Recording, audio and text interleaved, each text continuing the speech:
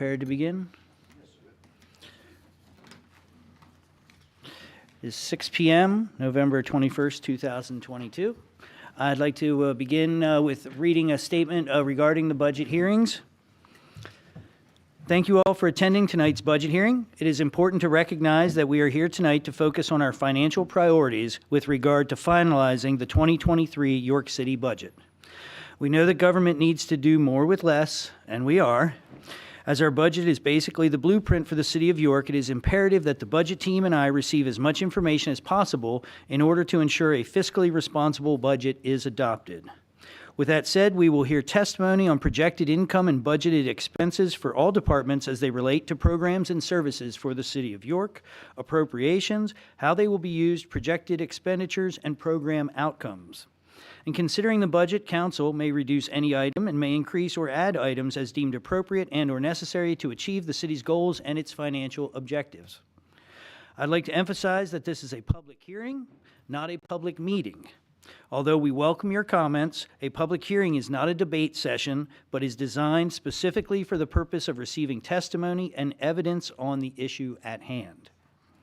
Presenters will first be given an opportunity to outline their budget, followed by the budget team and council questions. We will then receive public testimony.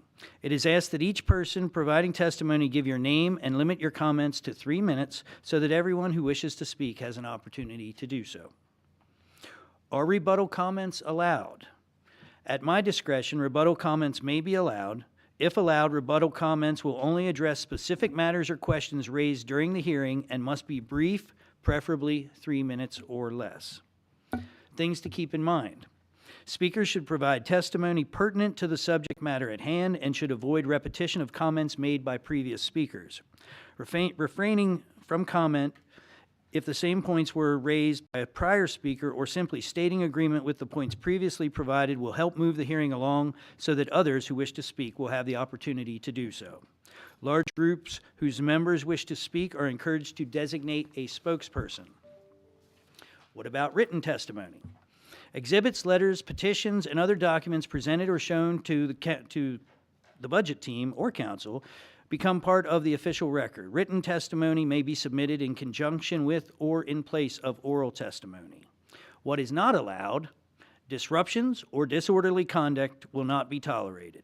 Speakers and members of the public shall refrain from abusive or profane remarks, disruptive outbursts, applause, protests, engaging in disruptive conversation during presentations, speaking out of turn, preventing or attempting to prevent others who have the floor from speaking, or other conduct which disrupts or interferes with the orderly conduct of the public hearing is strictly prohibited.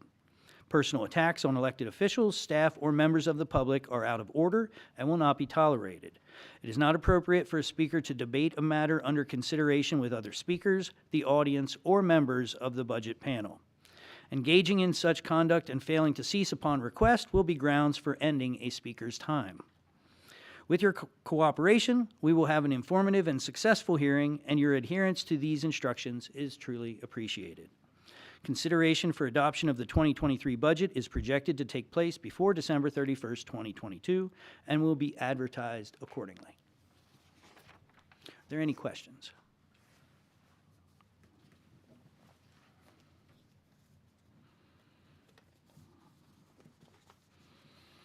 I will begin with a report from the mayor's office. This can be considered an annual statement if you prefer. The Mayor's City of York Budget 2023 Statement. As mayor of the city, hold on. As mayor of the City of York, and in accordance with Article 18, Sections 1801 to 1811.2 of the Third Class City Code and optional Third Class City Charter Law, I submit the City of York's proposed budget for calendar year 2023. I want to thank the budget team, directors, and all employees involved in the long hours preparing the 2023 budget.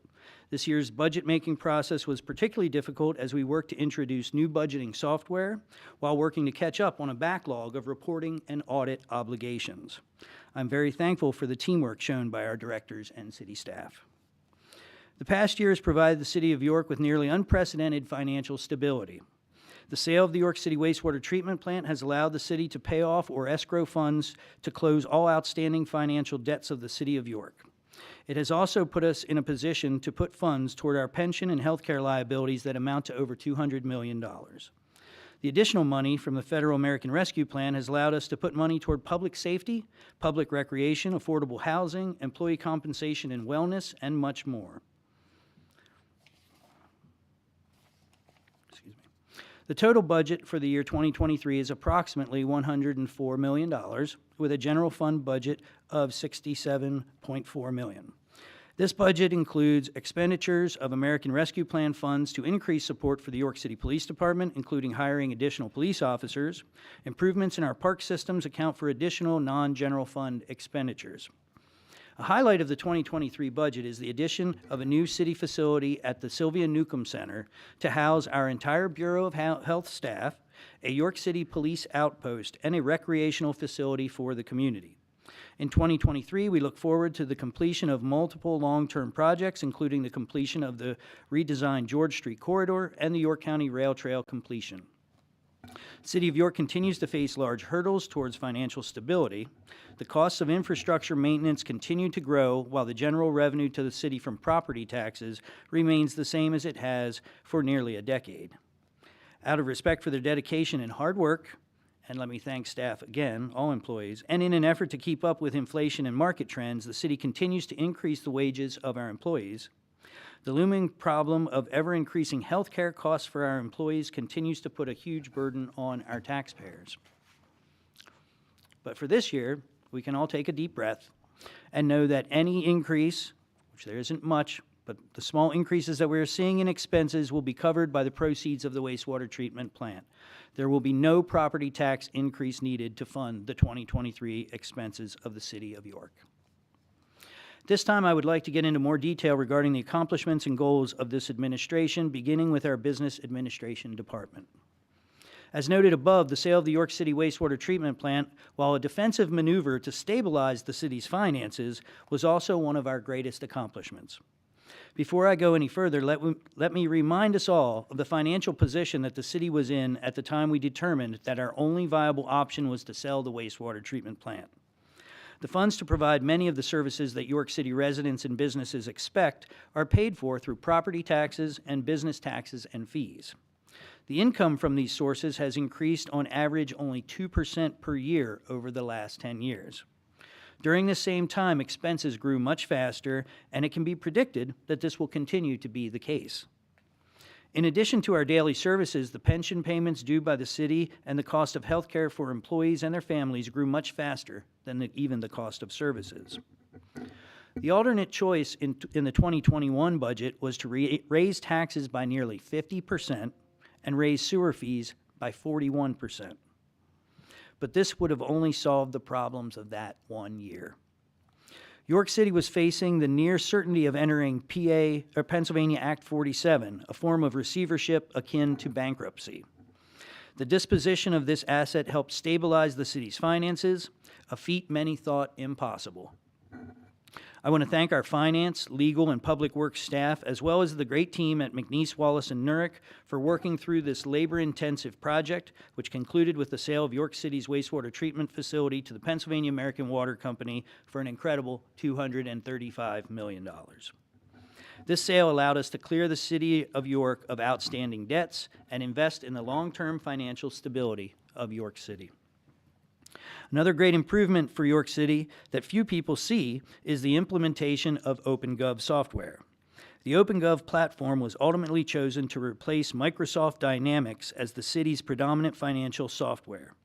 Since its 2015 rollout, the disastrous performance of Microsoft Dynamics AX has hampered the city's ability to complete even the simplest financial reporting and accounting tasks, while costing the city millions of dollars for customizations and fixes. OpenGov offers a platform which is designed with municipal governments in mind and provides an intuitive, user-friendly interface which simplifies many daily routine tasks. For over a decade, York City's finance department has been plagued with staffing issues. For many years, accounting contractors were used to fill the voids at a very high cost to the city.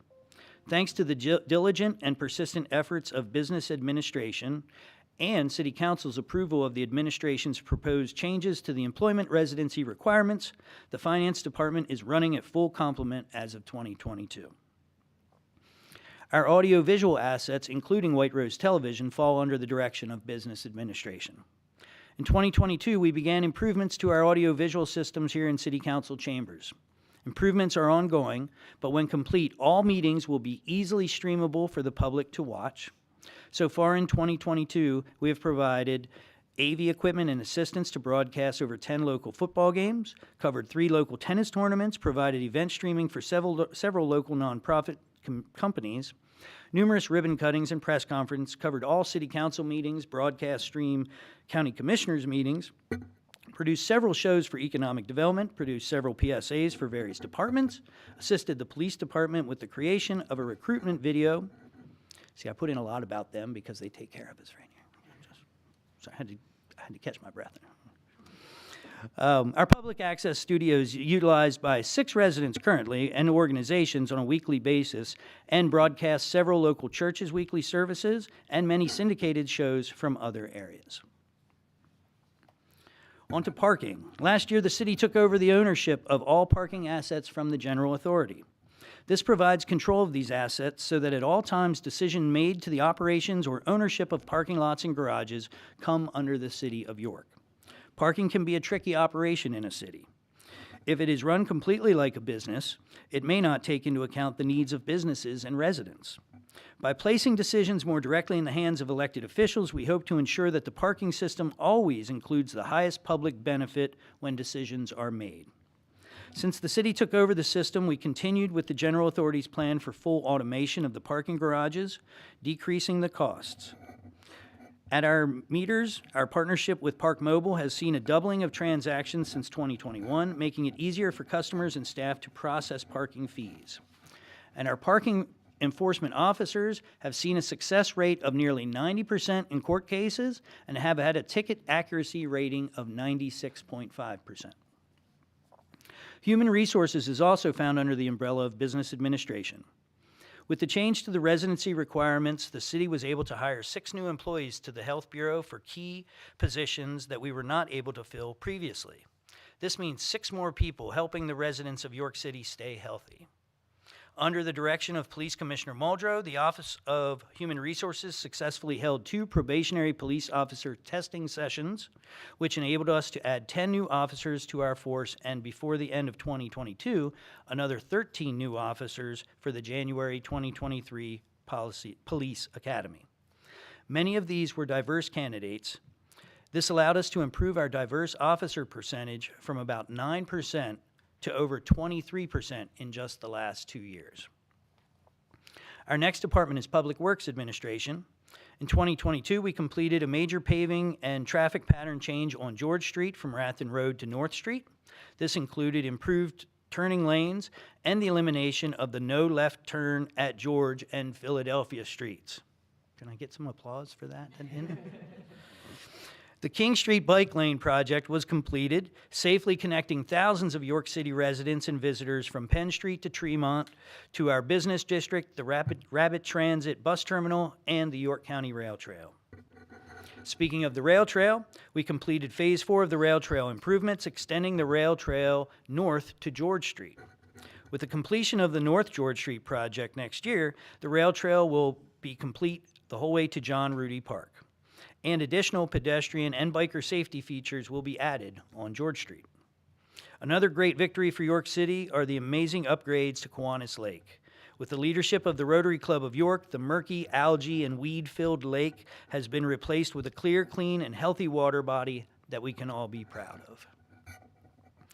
I don't have time to go into the hundreds of other projects completed by this team. They were out for 18 different winter storm events and out in the summer heat paving 7 roads in addition to the other larger road work that was contracted outside of our city workforce. Basically, if you see a blade of grass trimmed, a light socket fixed, a city vehicle running well, a disabled parking spot installed, or a Christmas tree lit up on December 2nd, our public works staff have provided those services. The list of goals from Public Works in 2023 is impressive. You've already heard the completion of George Street and the rail trail. The intent is also to complete resurfacings of Lincoln Drive, Willis Lane, and Front Street, and install new ADA-approved walk, don't walk, audible pedestrian signals in the downtown district. That's right, the Tweety Bird noises that run all night are going away. I emphasize that because that was one of the biggest things that people asked me to do when I came into office, get rid of those Tweety Birds, especially if you live downtown. We will add to the park enhancements that have been completed to many of our parks, including Memorial Park, Hudson Park, and Girard Park. We will be completing improvements next year at Williams Park, installing additional solar lighting in Penn Park around play structures and seating areas, and replacing benches throughout the park system. Public Works staff installed another 14 replacement street containers in 2022. Of the total 138 trash cans, street containers, a total of 67 have been replaced to date since 2019. So we're right at about halfway there. 3 new plastics recycling drop-off locations are being installed in our partnership with York City business CRDC Global toward our goal of making York City the first plastic waste-free city in the United States. Big goal, but got to take one step to get there. It says right here, it is a big goal. It is a big goal, but we will be working to make it as easy to participate as possible. Our Department of Economic and Community Development has had a very successful 2022. We have assisted dozens of new business owners and investors in bringing their dreams to fruition here in York. 2 rounds of grants have gone out for small business development, with a 3rd round in process, providing over $500,000 in grants. The Penn Street Market is at a modern-day record for the number of businesses. We've secured over $4 million in Pennsylvania RACP grants for Penn Market, the Rex Laurel Fire Stations, and for the new City Community Center at the Sylvia Newcomb Center. Director Nona Watson's vision of the Complete Communities Initiative was launched and is already leading to plans for new development in our first targeted community, the Northeast neighborhood. In 2023, we will see significant development activities starting with properties recently sold to developers such as the Northwest Triangle, the Graybill site, and the Citizens Bank building in the square. We're also working with City Council to build a fund to assist any residents that are displaced due to neighboring buildings being condemned. Our York City Bureau of Health has been working constantly to continue to address the global COVID pandemic and now the threats of monkeypox and Ebola. They have hired 3 community health specialists, one in the field of safe and health communities, one for maternal child health, and one for prescription drug monitoring and prevention. We've also hired 1 financial assistant, an emergency preparedness and response coordinator, and 1 community health immunization nurse. They have managed approximately $7 million in state, federal, and local grants. To help fight the opioid epidemic, they have distributed 133 naloxone kits and 1,301 resources to community members at 7 monthly events so far in 2022. They continue to work with community providers and partners, schools, daycares, shelters, businesses, etc., to provide education, personal protective equipment, supplies, and COVID vaccines with a concentrated effort on accessibility for all. Our Bureau of Housing helped in the administration and funding of 6 new townhomes on Chestnut Street to be offered for home ownership to low to moderate income York City residents in conjunction with Habitat for Humanity. We assisted in the completion of 60 units of affordable rental housing on State Street and have worked in conjunction with the York City Housing Authority to replace Cador's homes with Phase 2 of the homes at Thaxton Park. We have provided over $500,000 in rental assistance and infused new funds into the emergency rehab and senior housing rehab programs. In 2023, we hope to partner with York County to invest millions of dollars into affordable housing. Our modest goal is to continue to move up the state rankings for new units, moving from 11th in the state, which is pretty good already, up to 10th or maybe even 9th. James said 10th, but I was pushing him for 9th. We also look forward to assisting in the growth of shelter spaces for homeless families and individuals. With the assistance of City Council, I hope to add another $200,000 to the home rehab programs. Our Bureau of Permits and Inspections has gone through some major changes in the last few years. We have brought nearly all of our inspections and licensing back in-house, saving city taxpayers over $100,000.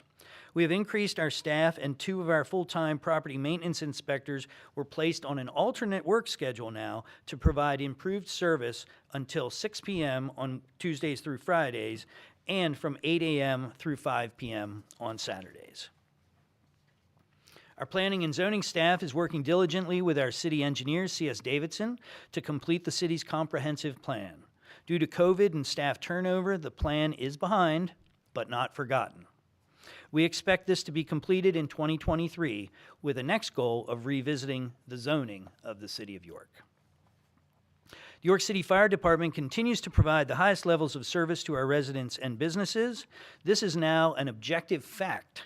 As the recognized expert and advisor to insurance companies, the Insurance Services Office has increased York City's preparedness rating from a 3 to a 2 on a scale of 1 to 10, with 1 being the highest. This score is determined by an audit including water supplies, personnel, and equipment. This year, the fire department placed 2 new engines in service and will be looking to replace 1 ladder truck in the near future. These 2 smaller engines were customized to suit the needs of our city, including our alleys and tight turns. The 2 engines have been performing above all expectations. The more than $3 million restoration of the Rex Laurel Station project is moving along, and construction should begin in the new year. One large unknown future expense is that the York County 911 Center is changing the radio system within the next 5 years. Each municipality is now required to fund the changes needed within their municipality. We are trying to anticipate this change by looking to see what grants may be applicable and by possibly combining purchases with other departments for greater discounts. Finally, our York City Police Department has possibly seen the greatest changes with the leadership of Commissioner Muldrow. In 2022, the York City Police Department has continued their focus on hiring quality candidates who have a public service mindset and are reflective of our community. This has led the department to hire 12 officers throughout the year, bringing the total sworn strength to 101 officers. And I am going to repeat this point because I think it's very important. Among the 101 officers, 24 officers fall within the category of underrepresented persons. This number of diverse officers is up from only 9% a couple of years ago. So that's at least 150% improvement in a very short period of time. Moreover, the agency has also improved the ability to serve community members who speak different languages by having officers who speak Spanish, French, Mandarin, and Arabic. The department also has a diversity, equity, and inclusion officer who has been participating in numerous meetings to help the department become more inclusive. While answering calls for service, with the patrol division being the backbone, the York City Police Department has experienced numerous accomplishments in 2022. One thing I didn't include in here that I want to say, it's over 1,000 calls per week, right? 1,000 calls, 50-some thousand calls that our nimble, I won't say small, but I just did. Our group of folks addressing over 50,000 calls per year. Thank you.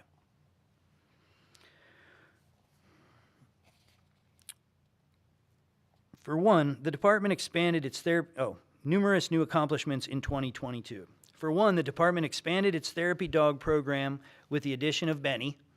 Together, Benny and Victory have attended community events, school visits, field days, elderly outreach, resource fairs, among many other events. Secondly, 2022 also began a partnership between the York City Police Department and WellSpan York Hospital in the form of the new hospital resource officer positions. 2 officers and a sergeant are responsible for being a resource to all the York City WellSpan centers. Thirdly, an additional juvenile engagement officer was brought on to spearhead connecting with the city's youth population. Working in conjunction with the school resource officer and the York City School Police, these juvenile engagement officers are better able to connect our youth with much-needed resources. The Community Services Division held several events over the year to include the 2nd annual Fall Fest. Through these events, the department was able to engage with 16,000 people. Utilizing a JAG grant, the department purchased a community engagement trailer, which will be ready for use in 2023. This year has also brought about changes to our group violence intervention initiative. We have installed a new project manager, a law enforcement lead, and captain to oversee the strategy that is core to combating our gun violence. Regarding combating our gun violence, from a law enforcement perspective, the York City Police Department has seized well over 155 firearms year to date. Additionally, the Detective Division has realized a 70% clearance rate on homicides. I want to repeat that. I know there's a lot of talk about people getting away, literally people getting away with murder, but the national average is 61.6% is the clearance rate. And our detectives and our officers are providing 70% clearance rate for the residents and businesses of York. In 2023, the department plans to be more efficient, more effective, and have more impact for the community. We plan to do this by continuing to work with stakeholders such as my office, City Council, and the community to bring several key technological additions online. These additions include drone support, updated shot spotter technology, and the neighborhood surveillance camera system. And just a reminder, the neighborhood surveillance camera system is not an effort by the city itself. It is by an independent organization, but needs to work with us if we are going to have an effective partnership.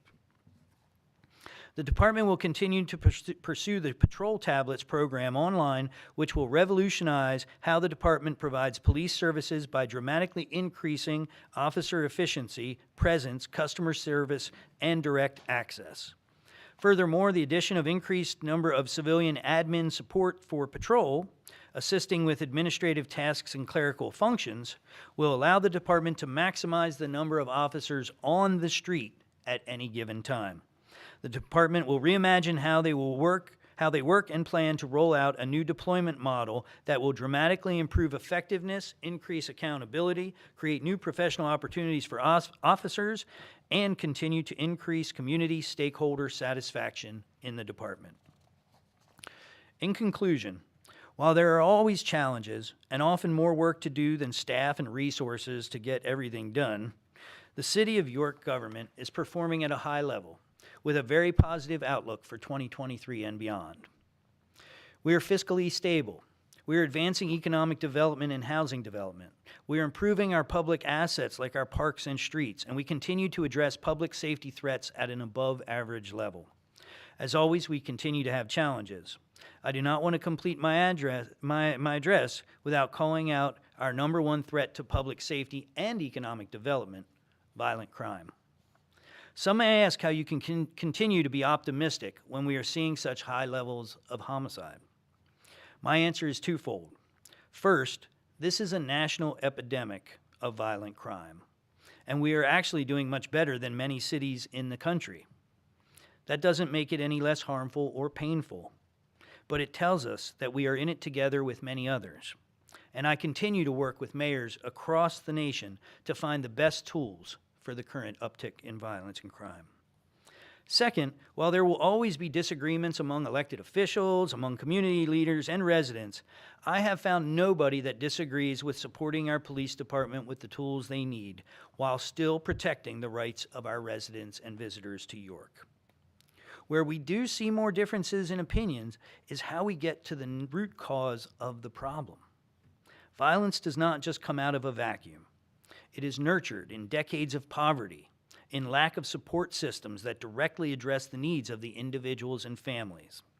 As the city holds an unprecedented amount of funds to help our community, I hope to work with City Council to address more of the financial, health, and employment needs of the people of the City of York. This is the long-term game in reducing violence and making York the shiny city that many of us know it can be.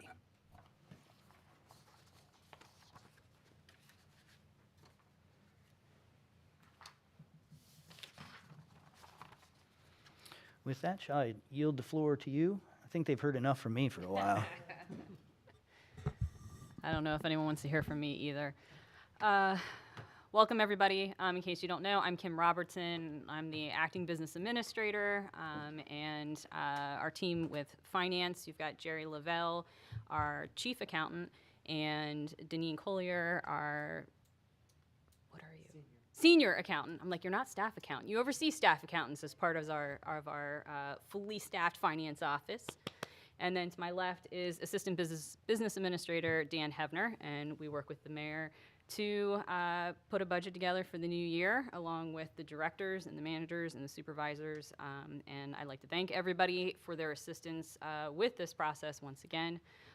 Every year, it's tons of fun, and this year was just the same. So we are going to start out. I know the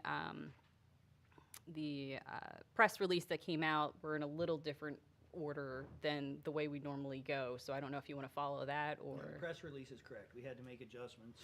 Okay, so the order that's on the press release, it does start where we normally do with council.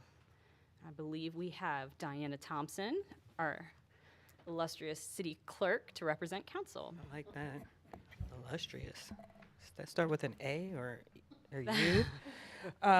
Good evening. I'm Diana Thompson. I'm the city clerk, and I am the clerk to City Council. And I am here tonight. City Council is the legislative branch of city government. And I am here to present council's budget. And just like every year, my budget is unimpressive. There's only a few line items that I actually have requests for. And I will only point out the ones that are a little on the high side. And that would be for association dues and conferences.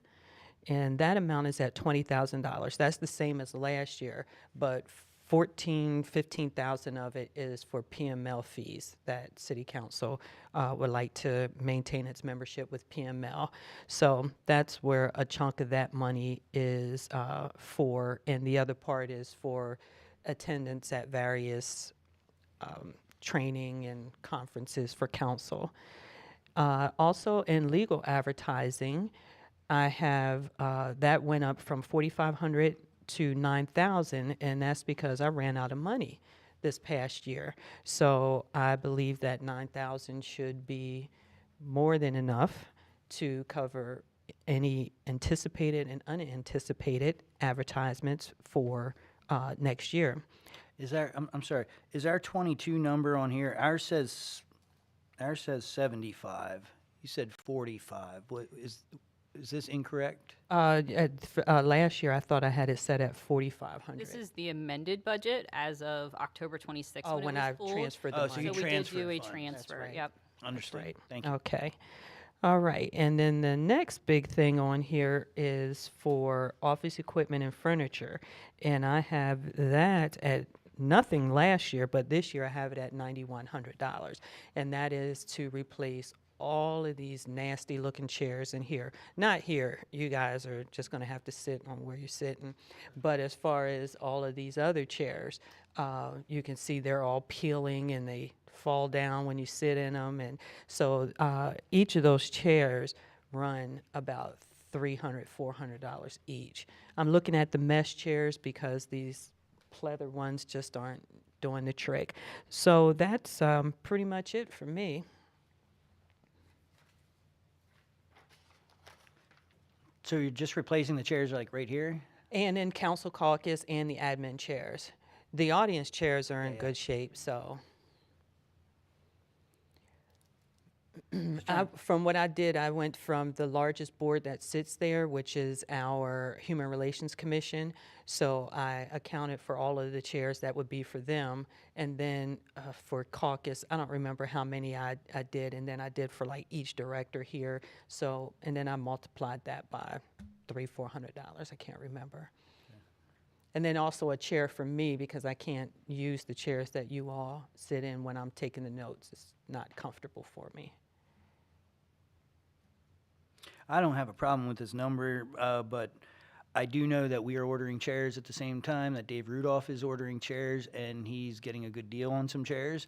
Oh. Some higher end chairs that are actually selling at a very good rate. Okay. And they are the mesh backed ones. Not to get into too many details, but we might be able. I mean, I don't care if we put that in the budget, but I don't think we're going to have to spend that much. Okay, that sounds good. Any questions for me? Nope. That's all I had. All right. Thank you. Thank you, Diana. Happy Thanksgiving, everybody. Thank you. You too. Bring in lights of leftovers. I did want to make a note of a couple things that will be seen in the budget before we move on to the next office.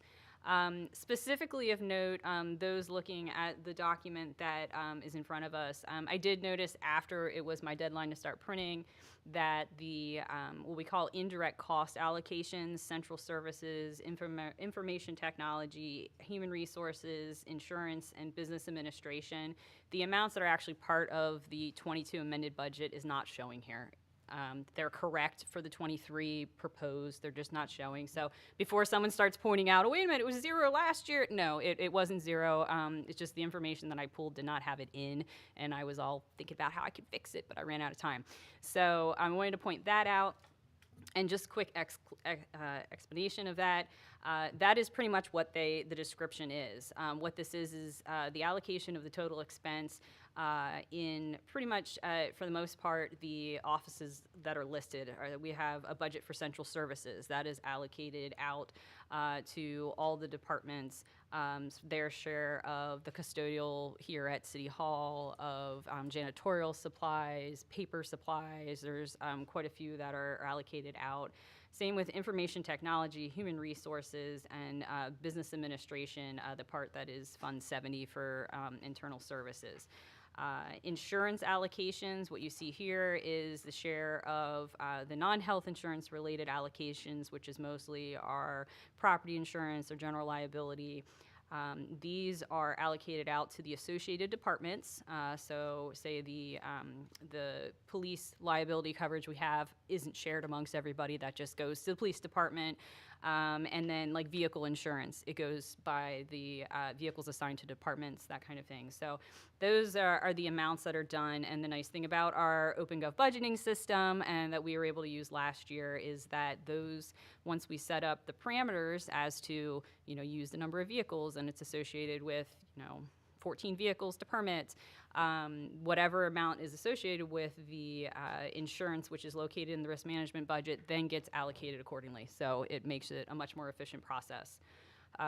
Just real quick at the top, when it comes to the other allocations that are listed, which would be the pension allocations, health insurance, life insurance, workers' compensation, unemployment, those allocations are associated with the positions in our workforce plan that is in the background of the budget. So those are specific to the positions that are included as part of the total salaries and FICA that's in there. So those are splitting the cost associated with those specific items based on the position. And there's a couple ways that those are split out. But for the most part, again, it's taking that part of the risk management budget and allocating it out by the positions that are throughout the city. So I just wanted to give that first kind of runabout, and I apologize that I didn't do that before we started with Diana. Well, and I'm going to apologize also because I still had another question for you. I just realized. Sure. The $50,000 for other contractual services, within that budget, is that broken out anywhere? I guess you have it broken contractual out. services. Yes, in the proposal for OpenGov. Mine is only 5,000. Oh, I already flipped it over to yours. I'm Oh. sorry, Allison. All right. Jumping the gun. Well, then I guess I do have a question because there was a discussion of an independent solicitor for the city Oh. council, That's right. and I didn't. Where is that at in here? I think that was the, where is that? I'm not seeing anything. Yeah, if yours is only 5,000, that. Other contractual.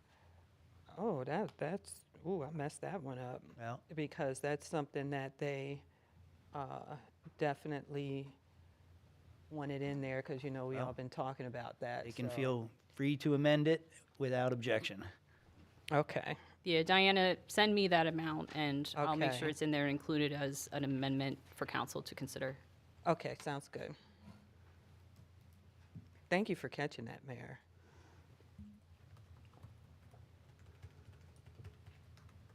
All right. You sure you're done with council now? Yeah, I Okay, all right. we'll let her go. The next department that's actually on the list to be considered is the mayor's office, which is, you'll find on page 5 if you have the packet from earlier. We can go in order. I didn't You wanna? realize that was. Oh, okay. Sure. Yeah, Yes. the controller's office is the Controller has next one that comes up. obligations, Yeah, please. Feel free, Madam Controller. Good evening, Alice-Ann Frost, York City Controller, presenting the Controller's budget. My budget is pretty uneventful, and we're holding budget line items from our last year's budget. So salaries for 2 full-time staff, controller, benefits, FICA, and then all the allocations. Other contractual services will stay the same, and training will stay the same. So really, I wanted to leave the floor open to any questions.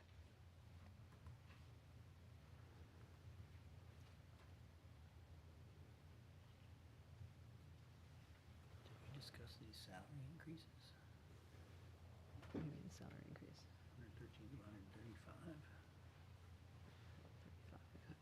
Let me see what it is. 20-some, I believe, 20-some thousand. yes, that's right. So the approved budget was higher, yes. Okay. So the increase in salary line that I see is moving back towards your model of having an internal auditor then?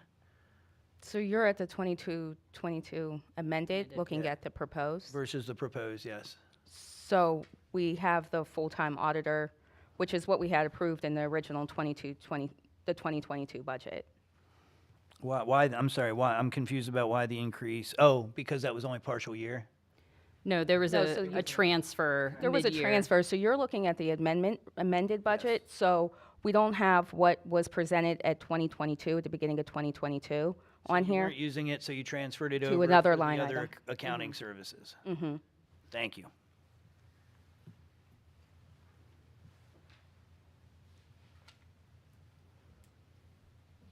I have no other questions. Okay.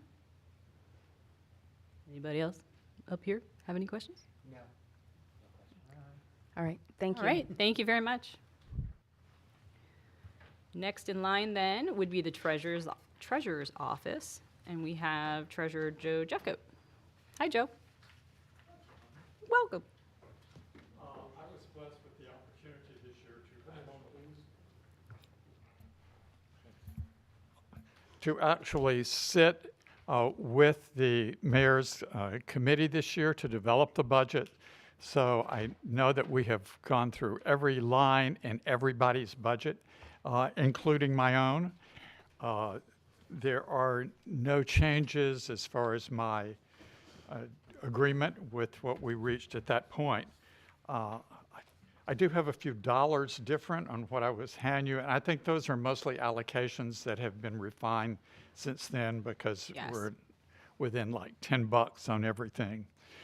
We have made some really positive changes in the way that we have structured the budget this year. Amended budget. We've worked very hard to be sure that revenue and income are actually paired in the same department. Previously, that was not necessarily true. So we have moved a considerable number of budget lines into the treasurer's budget, for example, especially from the finance budget, because the services are being provided by the treasurer's office, and in some instances into other departments. So we have done that this year. For example, we've moved all of the monies from the York Adams Tax Bureau, all the taxes that are collected through the Tax Enabling Act, those are now in the treasurer's budget. We're able to split those out and look at those on a current year, prior year, and I hate to say delinquency basis, so we know where our standing is in collecting those taxes from the York Adams Tax Bureau. We will also be looking at the costs that we're paying for collection fees next year, because this year we have been putting in net fees for those revenue lines. Next year we'll be transitioning to putting in gross fees for revenue lines. They'll also come into play when we look at our real estate taxes, because we have traditionally had a line in our budget that we have expensed any exonerations that have taken place during the course of the year. That was a sheer guess figure. You never know how many people are going to move, reassess their properties, how many things are going to become exempt, how many properties perhaps the RDA or the York County Economic Alliance might take over, the school system may take over. So those will be seen as reductions in our budget lines coming up this year. We're also delighted to report, something the mayor didn't even mention, is we've paid off several of our bond issues this year. So we will have more money coming in directly into our general fund that gives us a lot more flexibility in funding than we've had in some of those in the past. So those have been paid off on an ongoing basis. There are several lines that we have moved into the budget that the committee and I are still having discussions about. There's certain things that are hard to sort of break down. For example, the funds that are coming from the magistrate's office. Currently, all of those are just been sort of, they arrive in a check. We know some of those should probably go into our parking revenue. Some of them should probably go into police revenue. But at this moment, we don't have any way to allocate those funds to the different departments. So they're put in the treasurer's budget until we're able to do that, actually.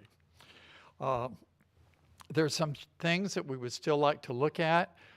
We know that we have contributions in lieu of taxes. We also have payments in lieu of taxes. There is a difference in those in that we have contractual obligations with the Housing Authority, the Strand Capital, and some agencies that are annual payments that are made instead of paying taxes. On the other hand, sometimes we're blessed with a check that might be a sponsorship or something like that, and we want to be sure that we can track those differently, because we never know if we'll get them the next year or not, because there is no contractual obligation for those in the previous years. You will see that there's only one thing that I'm sort of going to bring up to the mayor's office. I have one less staff line in my budget than I had last year. I am asking that the mayor's committee and city council reconsider that cut in our budget. We feel that we really need that budget. That occurred because the deputy treasurer, Carol, resigned in the end of October. We sort of carried forward that line in our budget, while Wanda, who was the revenue officer in our budget, managed the transition of the York Water Company fees from internal to external. So we're still looking at how we can deal with all of those duties and responsibilities as we move forward. That's really all I have, unless people have questions about the budget and where we are moving forward. Okay. No, I have a couple questions. Sure. The amended real estate tax revenue, $2 million lower than this year's. What's going on there? The revenue from, Line 1, real estate taxes. No, it's not larger. It's larger next year. It went That's what I said, $2 million. I seem to recall that it was around 15 last year, and I'm looking at this amended, and the amended says 13.8. So did we have a shortfall in what we were expecting? No, for the 22, we should be fine at 13,887, 696 was what was in the 22 budget. We will make that. Then what? Next year, we think we should do better than that because the money that was used to pay the bonds was put in another fund. This year, it will go into this account line. Revenue taxes were broken down into general fund, all of the bond funds, and the rec fund. Ah, Yeah. got it. So that number will go up next year. That's what you were saying earlier. I didn't quite catch what you were saying. All right, thank you. And to acknowledge your request, it is our belief that the things that your deputy treasurer is handling right now should not be going to the treasurer's office, and we are going to make every accommodation to try and bring those back over into finance where we believe they belong. It should be a short-term thing. This, obviously, there are extra little things that need to be tied up so that the wastewater treatment plant deal can be completed. And again, while we may have a difference of opinion on this, our position is that that is something that should be running through finance. I guess our feeling is it's revenue and that it should be running through the treasurer's office. I guess we can agree to disagree. As Well, to and where as you this know, should we've go. had these discussions. So much of it is not collecting revenue. So much of it is answering questions for people and doing all sorts of things about what their accounts say. And what their accounts say is not the same thing as collecting revenue. So, again, feel free to have conversations with council. If they choose another path, then they choose another path. Sure. Okay. And I would point out that while I did say a whole lot earlier, Mr. Treasurer, I did say the sale allowed us to clear the city of York of outstanding debts. That included the bond debts. Yes, definitely. I have nothing else. I just wanted to reiterate that it was a group effort and a lot of thought put into it because up until several years ago, the finance office was responsible for collecting revenue. So a lot of the tax revenue was in the finance budget. And with the transition about 2 years ago, where the treasurer's office took over not only collecting the real estate taxes and the school taxes, but also all revenue coming into the city, it was an effort we did a little bit last year, and we pretty much dumped it all over this year.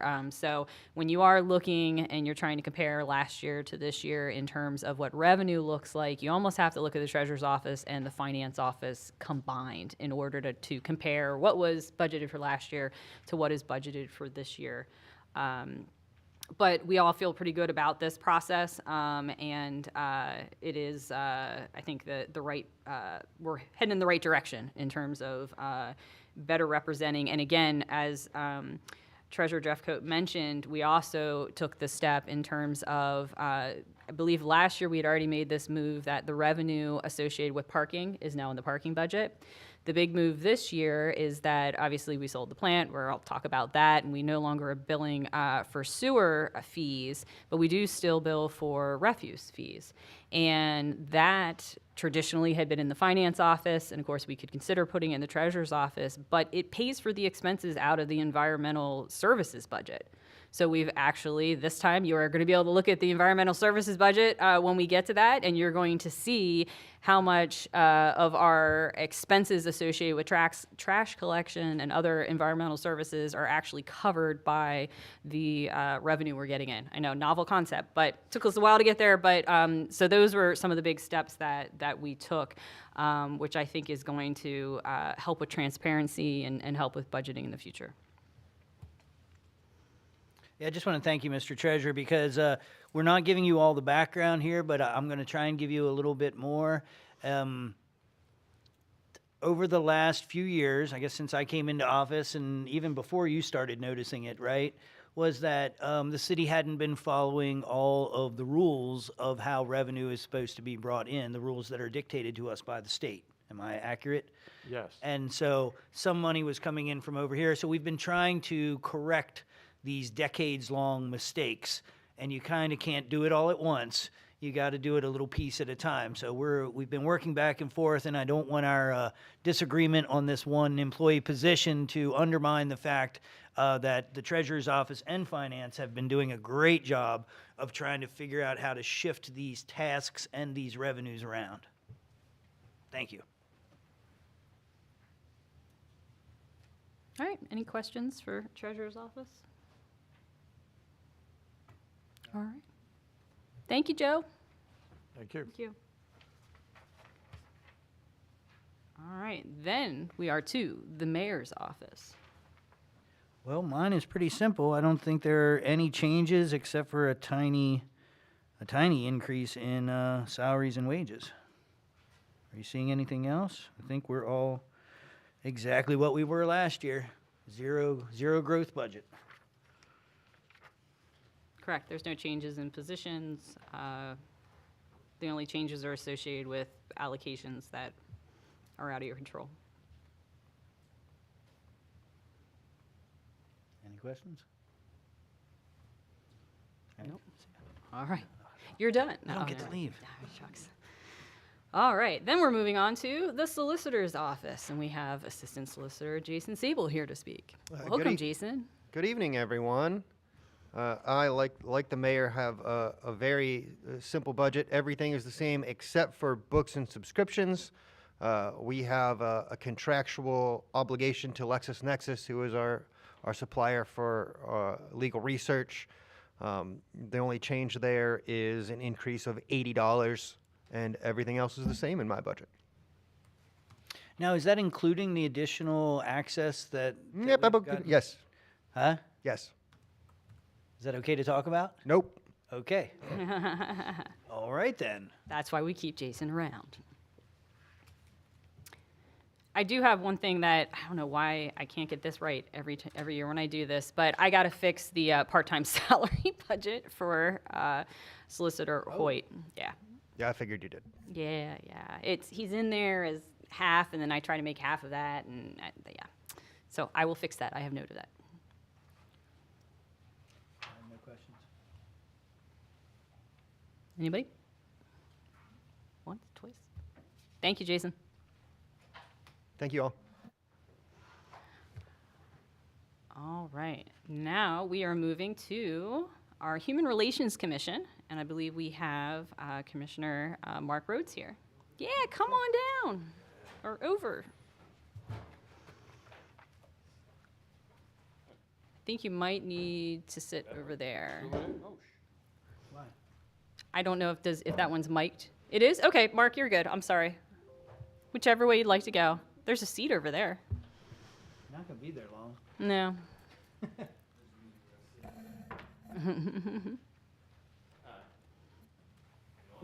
You got it? All right. Hi, I'm Mark Rhodes, the acting chair of the Human Relations Commission. There's no real changes to our budget right now, except we're still hunting for an executive director. We still have the applications out. And bringing up to date, all our cases have been attended to and closed, so we have all caught up for this year. We're looking pretty good in that area. We were able to help over 24 York City residents, 3 with employment issues that we were able to transfer right to the state, and they were accepting and taking them on. And we handled all the housing issues that happened in the city. So we're on top of that. Everything's going pretty good. We got 3 new cases I think are coming in, but we have cleaned up things and our reputation is starting to grow. We have taken the position, if you are a York City resident, even though things happen in the county, we are still assisting you.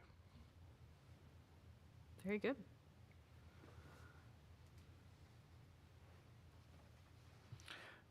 So, Mark, I know that there was discussion about executive director. Does the salary line item reflect that? Yeah, since that is actually, we've interviewed quite a few, but just wasn't enough money for the people that we interviewed. Right. So, yeah, that is becoming an issue. And Mayor, it's a combination. The HRC for the last 2 years have received ARPA funding, specifically towards housing and eviction counseling. So the plan is that we had a part-time investigator go full-time with the use of ARPA funds. Then the plan is to actually have the executive director stand as the investigator. So the funds that were originally associated with that, plus of course cost of living adjustments now, will go towards that.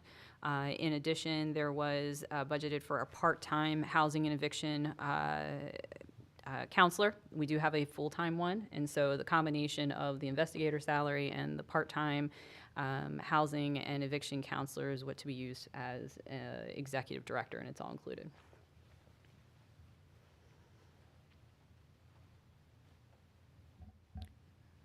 Any other questions?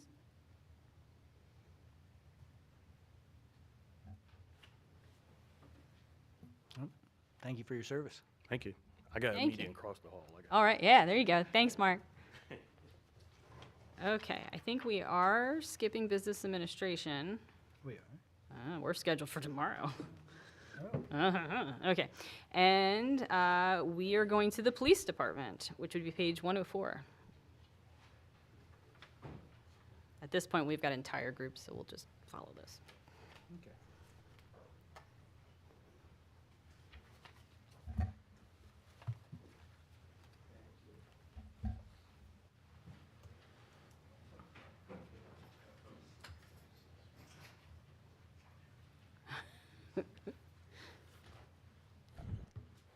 All right, I was checking to see if it was on. Good evening, everybody. I will just make a couple brief comments real fast before I turn it over to my executive team. As the mayor stated, we are super excited about the outlook for 2023 and the direction and some of the new things we're looking to be able to do with the help of the mayor's office and preferably city council.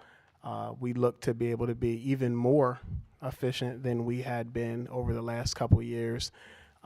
And I am so thankful to the mayor's office and the business administration team with what you all have been able to do with the help of the FOP, with being able to turn around the possibility, the potential of the extra officers and what that support will mean, not only for our department, but also for the community, as you'll hear about as Captain Akey expounds on that. And then additionally, what we were able to do in the ninth hour with Ms. Kim's help, and again, the FOP, with the administrative assistance, the addition of the administrative support staff layer for our patrol services, that we're truly excited about that and what that will look like when you consider the 8 sergeants that it'll free up and allow us to get back to doing what they do best, and that's helping to keep our residents safe on the street. So we're excited, and at this time, I will turn it over to Captain Akey.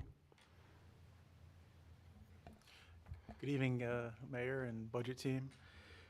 Just to go over our budget that we have for this year, some of the increases that we do have that appear rather significant on the initial glance is our clothing, uniform, shoes, and equipment. We've requested almost a $40,000 increase, and that reflects the new officers that we're intending to hire for next year, as well as you probably have seen, we have a motorcycle unit that is fully staffed now with officers that ride in addition to their regular patrol duties, and outfitting them with the necessary equipment comes with a cost, but we want to make sure that they're safe with updated gear, updated helmets, and updated uniforms for that. In addition, the other significant increase that you may see is in our other contractual services. That one does have almost a $93,000 increase. Other contractual services covers a lot of our subscriptions with our software, our towing companies, animal control services, contracts with the SPCA, and other service providers. In this case, this year's increase is due to the anticipated contract increase for the MDCs that we have in our patrol cars. County control is replacing the MDCs across the board throughout the whole county, and that's going to cost us approximately another $20,000 a year for our subscription fees for that. In addition, we are upgrading our report management system, Cody, to its version 2.0, which is going to allow us to share a lot more intelligence information that we gather and share a lot of more information with our county police departments as well as receive that information. And the other one is for the national networks contract for GVI. In the past, we've been able to find funding through grants for that. This year, we have not been able to identify funding for next year's contract fee, so that was added into this other contractual services line as well. Another just small note is our forensic supplies. We have almost doubled what we request for that. What we have been finding is that with modern technology comes modern hurdles that we have to overcome when we're downloading digital evidence, digital files. We find that when we download a cell phone, we have to almost use an entire external hard drive for that. And we download a lot of cell phones throughout the year as a course of our investigations to preserve evidence for cases, as well as supply of materials for our evidence quartermaster. Those were the big increases that we have for expenses. And if you have any questions on anything, I can answer them for you now. Additional salary money that comes under an ARPA. That has its own cost center. Yep. What cost center is that? What page? Let's see here. Going from 0 to. Yeah. Okay, it's page 112.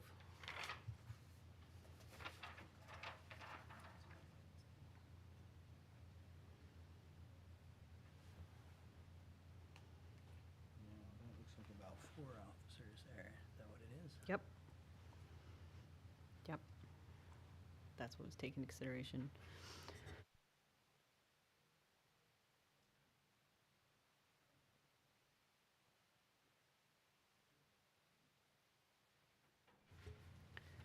The additional 3 part-time administrative assistants are included in Fund 10, not through ARPA, but the 4 additional officers to expand upon the current complement is in the ARPA funds. Thank you.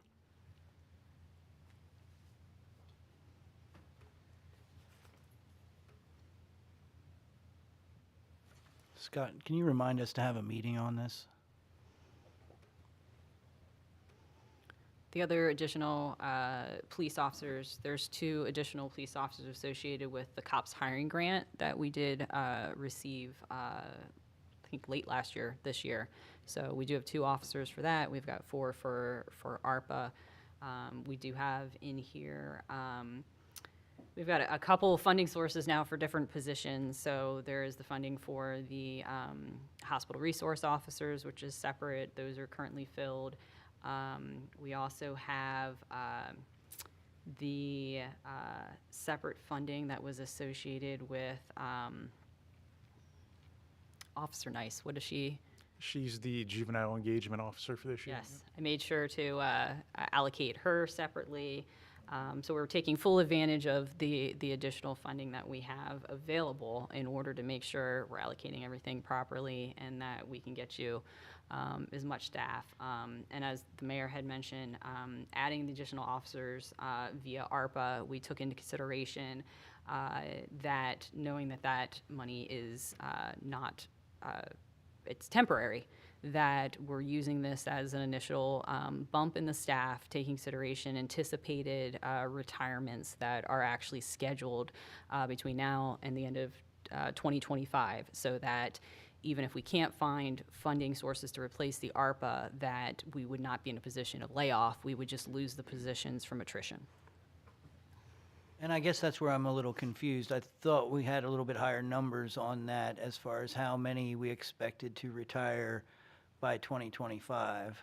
So Again, we don't have to have this discussion in public, but I thought we were going to get a few more officers out of this. Yeah, I did want to take into consideration anybody that we didn't actually, the officers have the opportunity of joining the deferred retirement option plan, the drop plan. So we could obviously take consideration, that has a maximum of 3 years in that. So we took consideration anybody that was leaving, who was actually enrolled in the drop and were leaving. And then anybody that we took consideration current vacancies, or we've got a couple that are resignations or retirements in the works that we were aware of. So I didn't want to take into consideration anything in terms of, if you start looking at all the officers that potentially could join the drop or actually retire because they meet the requirements for full pension, I wasn't feeling comfortable that taking all of them into consideration, that all of them would actually leave, and that we wouldn't be putting ourselves in a position that at the end of the ARPA funding that we would have to actually lay people off. I want to make sure that we were comfortable that, and we're smart about it, that we are adding just enough to bump it up. I know Commissioner Muldrow had a plan in terms of how he was going to structure his team in order to take advantage of those four, but without putting us in a position like we don't want to do layoffs at any point. So we kind of walked that fine line of making sure that there was enough to get done,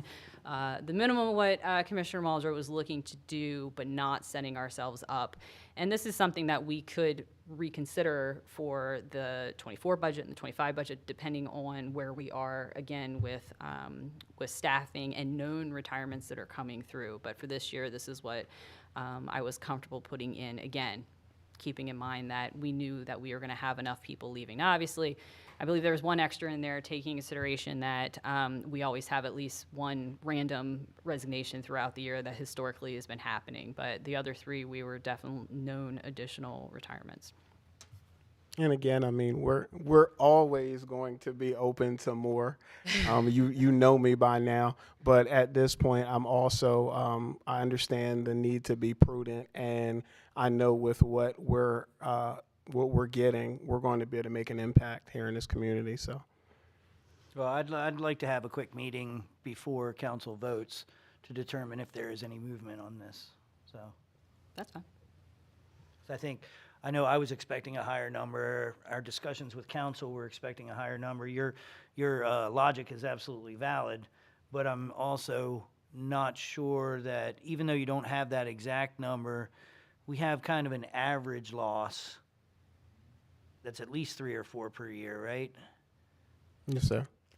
So, I mean, we just got a text about a surprise early retirement. Yeah. So let's just revisit this before council has their final vote.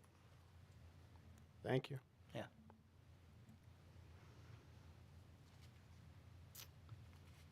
I think those were all the highlights. Captain Akey did a good job. Does anybody on the budget team have any questions?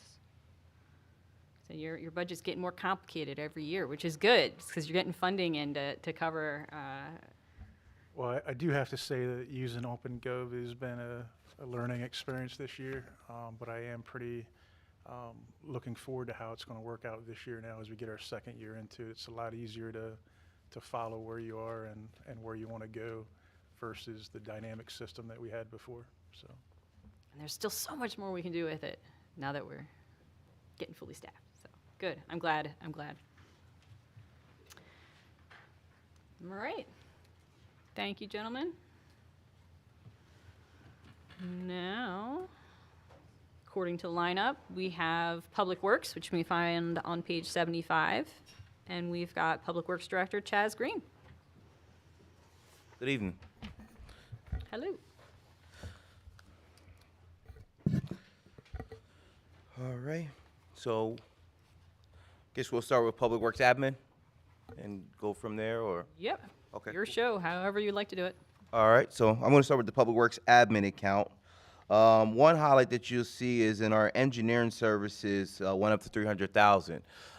It did go down from the year before, from 2021, but this is a year we're planning for some projects. We have some bridge replacements that are going to be taking place, maintenance to our bridges, and also with the North George Street Extension Project, which I have TRG, because this actually has TRG and CS Davidson as both our contractors out of this account.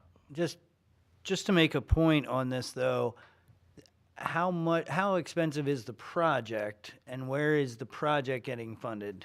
Okay, yes, so the North George Street project is going to be a $3 million project. We had a lot of engineering already at the beginning of this project over the last couple of years, so we can move forward on it. But the fund is coming from PennDOT. So it's a fully funded project by PennDOT, but we're required to pay it. Including the engineering? We pay the engineering. We pay the engineering, is right. correct. So we're getting essentially 10 times worth of value. Yes, When we pay for the engineers, we get 10 times that in new roads, so. that is correct. That was really, the Public Works admin budget really is pretty much the exact same, except for the engineering costs that went up. Moving on to the highway department, other contractual services, as you see, actually, no, that number actually did stay the same, but that was for the same. We have some paving projects. The bridge maintenance costs will come out of here as well.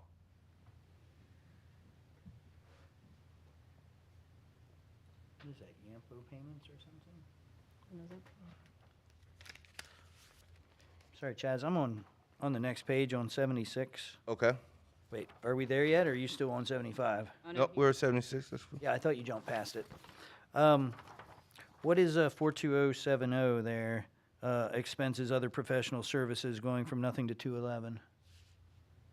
211,000. That's for the York County Chesapeake Bay pollution reduction. Yes, but it shouldn't actually be in there. That should be taken out. The 211,000. Okay. Yeah. So we don't need it at all. We don't need it anyway. Yeah, because I think we moved it over to Letitia's budget as well, and then on there we okay. actually did cancel We'll it out for the confirm that. 2023 year. We actually paid our last payment to the county for that last year.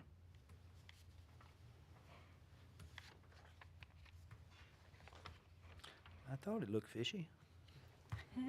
Get it? Chesapeake Bay fishy?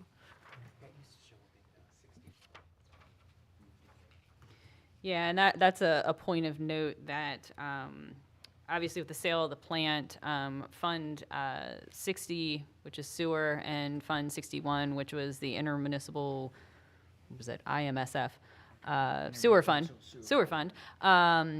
those are not included because they were essentially the revenue sources associated with them, and the majority of the expenses were tied to the wastewater treatment plant and the sanitary sewer system. And so, and MIP, the Municipal Industrial Pretreatment Program, which we no longer are responsible for. But there were some expenses that were paid through that fund that were still our responsibility. So Chaz did a good job of pulling them out, and they did roll into the general fund. Similar to in finance, which I guess would be actually the treasurer's office in terms of when they were still responsible for collecting sewer, there were some little tiny parts of the salaries for the clerks and such that were covered under, I get them confused, 60, that, of course, obviously the clerks are still there, but we've absorbed it into 10. It's a very small amount, but there are some things which this year was a good learning experience for the second half when something would come up and we're like, oh, where's that paid out of? Oh, well, we had budget available this year still in 60 and 61, but Chaz did a good job of then rolling that into absorbing in either his 420 Public Works Administration budget or wherever it fell into where it was needed. The other thing of note is that we did this year for the first time, as Chaz mentioned, that our MS4 program has its own cost center. It was kind of just part of the Public Work Administration under 0000 none, and we have given Letice her own place, and I believe Chaz has given her a role in developing the budget as well. That's correct. Mayor, here on page 78, I think it's something that we should definitely mention is there's $500,000 which are coming out of ARPA funds, but it's for the removal of the Bascule Gate Dam. This is a requirement for us by the Army Corps of Engineers, and this is something that we have to. Yeah, thank you. And actually, we're very lucky that this money, while it is a requirement by the federal government that we address the Bascule Dam, by including it in the Cadorus project, it should garner matches from the state government. So instead of us just having to fix a problem, we're actually investing where we get more money and get more improvements along the Cadorus. But yes, this is a federal requirement, something that they've been on me since 2018 to get it done. And We're excited to make that happen this year. now we are ready to make it happen. All right. That's all I have for the admin account. So we can move over to page 83 for highway, unless there's any other questions. All right. We kept our other contractual services the same.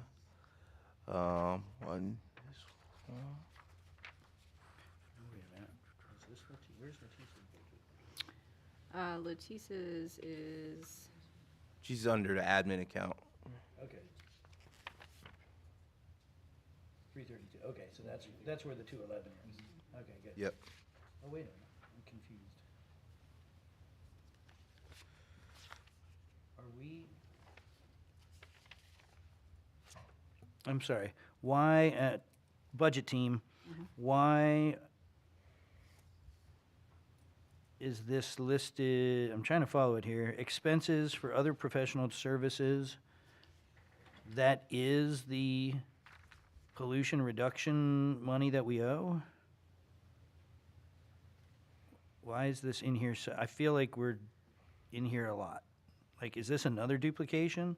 See how Yeah, it's, so we moved this over to Letisse's account, but I think what happened, Mayor, is I put it in originally for 211,000 because it was always in our account, but then we moved it to Letisse's. Right. Because it was stormwater. And when Letisse, we had it in there, but then Letisse had a conversation with the county, and we realized that that was our last payment. So we reflected in Letisse's account, but it didn't reflect in our administration account. right, but it's, so we've already found it in one other location. These are the only two places that it will be. Okay, but is it in, I guess I'm not understanding how to read. If you're looking at Letisse's. So you we got see- 42070, other professional services, $211,000. Oh, okay, oh, no, that's last, I see. Yeah, that's last year's. Never mind, thank you very much.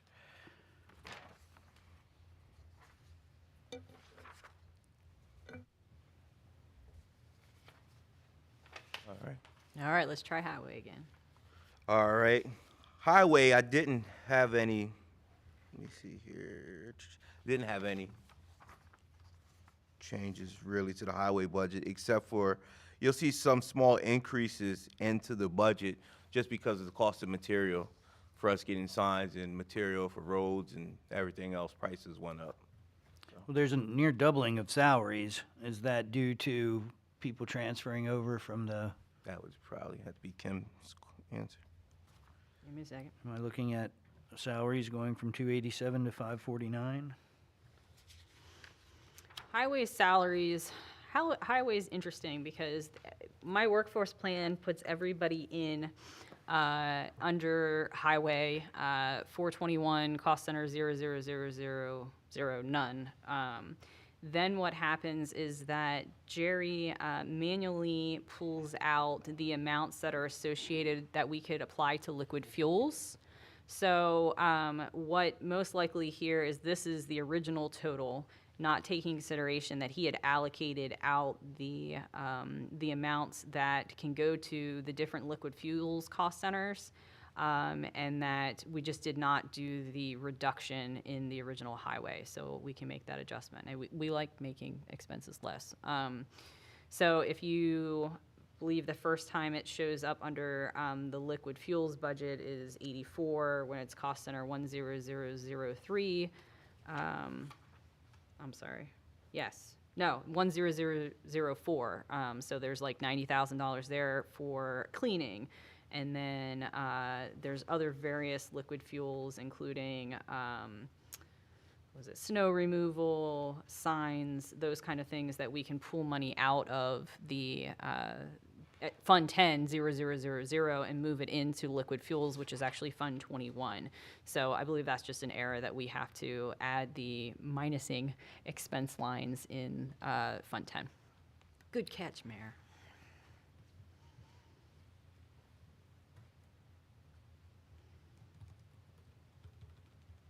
All right, but yeah, other than that, I didn't have anything else in highway, in case any questions. All right. Moving up here. So we have building maintenance. One thing here that you did see an increase was for other capital equipment. This is to purchase a new bucket truck to replace a bucket truck that we currently have, which is from 1986. So that's why you see that increase in that line item. All right, that's all I had for a building maintenance department. That was the only increase.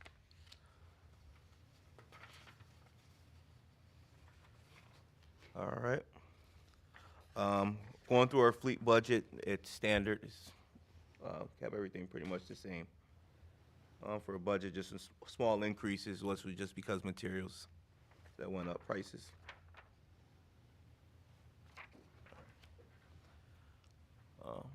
If there's no questions, I'll move on to environmental services. So our environmental services, one thing you will see an increase is our refuse disposal, which went from $1,427,400 to $1,499,500. Our incinerator went from $70 to $72 a ton, and modern landfill went from $75 to $85 a ton. And with those increases, that's why we had to increase our budget. Do you want to provide the PSA for us, the annual PSA? Which one? The one that says, everything you put in the trash that could be recycled costs the city money. Yeah. Recycling is not just a tree-hugging thing. This is why your refuse bills go up. We could be recycling like half of the stuff that people are throwing in the trash. Think of how heavy one glass bottle is. We're being charged by the ton. So on top of the rate to pick the stuff up, we're being charged by the ton, and that just went from 75 to, well, it depends on where it goes. If it goes to the incinerator, it went up a few bucks. $2. If it goes to the landfill, it went up like 10 bucks. 15% almost. So as we go into our next contract and we have to negotiate for these services for people to pick up our trash and recycling, they're going to look at how much goes in the trash and how much goes in the recycling. So not only does it affect us right now, every week that trash goes, we pay more money, but it's also going to affect us in our next contract. So I just implore people to utilize the recycling system we have, and as we get more prepared, even though plastics are in general the lightest weight of our waste, it can still take a large portion. Think about how many things that you throw out are plastic. So not only should you be recycling with the glass and cans and cardboard, but also we have an opportunity now to take out, and it's not just the little plastic stuff, but it's like kids' toys. It's like anything you can think of that's made out of plastic, we can now recycle, as long as it's fairly clean. And we'll be setting up these drop-off locations here shortly, and we'll make a little bit more fanfare about it then. But this is a great opportunity for each of us to address one of the financial problems in the city of York. And it's not going away. The cost of disposal is going to keep going up and up. That's the PSA, Chaz. All right. Don't remember Jim used to... Did he? We had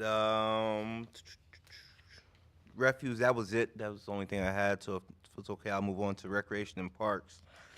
One thing I definitely want to mention here in our parks is we did see an increase in our building repair services. There were some repairs that we need to make on some of our city-owned buildings in our parks department.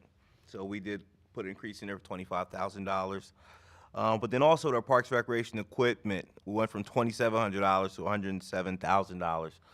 This is something that I had talked to Mayor about last year, but we do a great job with, adding new parks. We try to do that yearly. But what's been happening is that we're now coming up on a cycle. We're not completely through all of our park system, but some of the parks that we had put in originally, we're starting to see some wear and tear.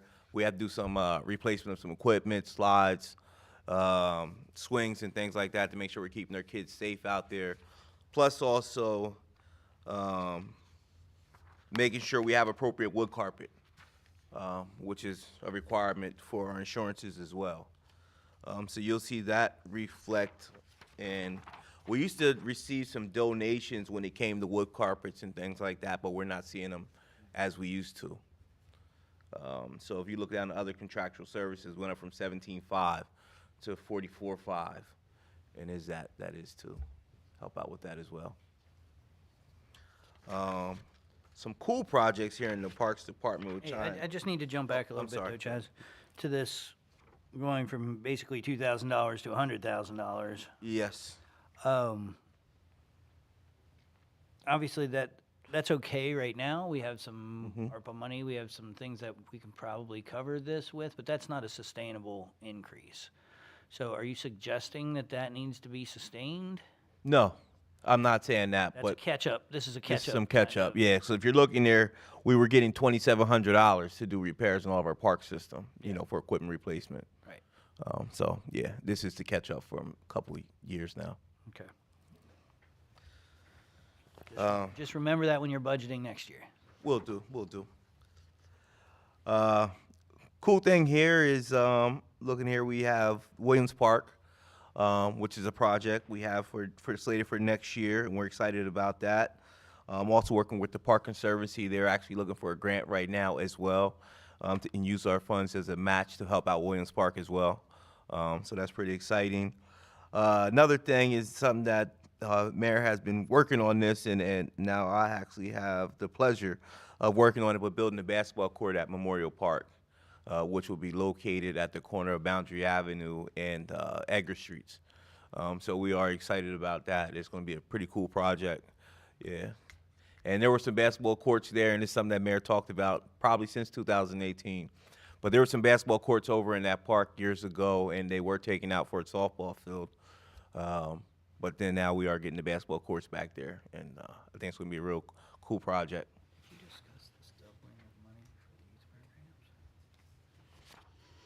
That's not right. Chaz, and in theory, and depending on where the funds are coming from, on page 98, the other professional services, we've got rec youth programs up above that look like they're going up $50,000, or no, that's the stuff above it. Okay, rec youth programs going up $25,000, and then something down here with rec special events going up $40,000. What am I, team or Chaz? What am I missing there? So with these ones now, it used to be, I guess we would get donations, right? Kim, and you let me know if I'm wrong, but we used to get donations, and we would use those donations as we're going on throughout the year. Like we would get a check cut, we'll have the check, and then we can make the purchases, right, from other outside agencies. But what's been happening is that when we're getting these funds in, we're depositing checks with finance, we're not able to readily have those funds available. So what we are doing now is kind of, I guess, prorating our budget of funds that we have coming in revenue-wise. So are the revenues from this year, do the revenues from this year justify your proposed expenses? No, the revenues didn't from this year, but what happened was there were some conversations that Diaz had with some vendors of fundings that we know is going to be coming in next year. Okay. Yeah. So after COVID, we really took a hit with some of the funding that we received from outside agencies, but now we are starting to see an increase, and companies actually starting to reach back out to us about helping out with some of our youth programs that we have in recreation stuff. So Jerry, I see you nodding your head over here. So 00110 And 00118, you are comfortable with those increases with revenue projections? The revenue that's in the budget is based. The revenue that's in the budget has also been increased to reflect some of the Okay. sponsorships and stuff that he had had. If you're looking just particularly on the expense side, you also see some of the increases in the revenue side. Very good. Mayor, specifically the line you pointed out with, we may need to approach with Chaz, is that's specifically other professional services for special events. Chaz, do we need that still at 40 or 80? Because 80 is what was entered, but that might have been one of those, Yeah. it got doubled by adding what the budget was on top of the base. Let me check with you Okay. on that one. Whoa. Yeah, because ours, I mean, is that our special, that's not our special events contract, right? Yes. Oh, there is, to my knowledge, I certainly haven't been in any discussions to increase that contract. All right, yeah, then that's 40, I'm sorry. That's probably Yeah. was an error. Okay. And that actually wouldn't even be Diaz, so yeah, that is 40.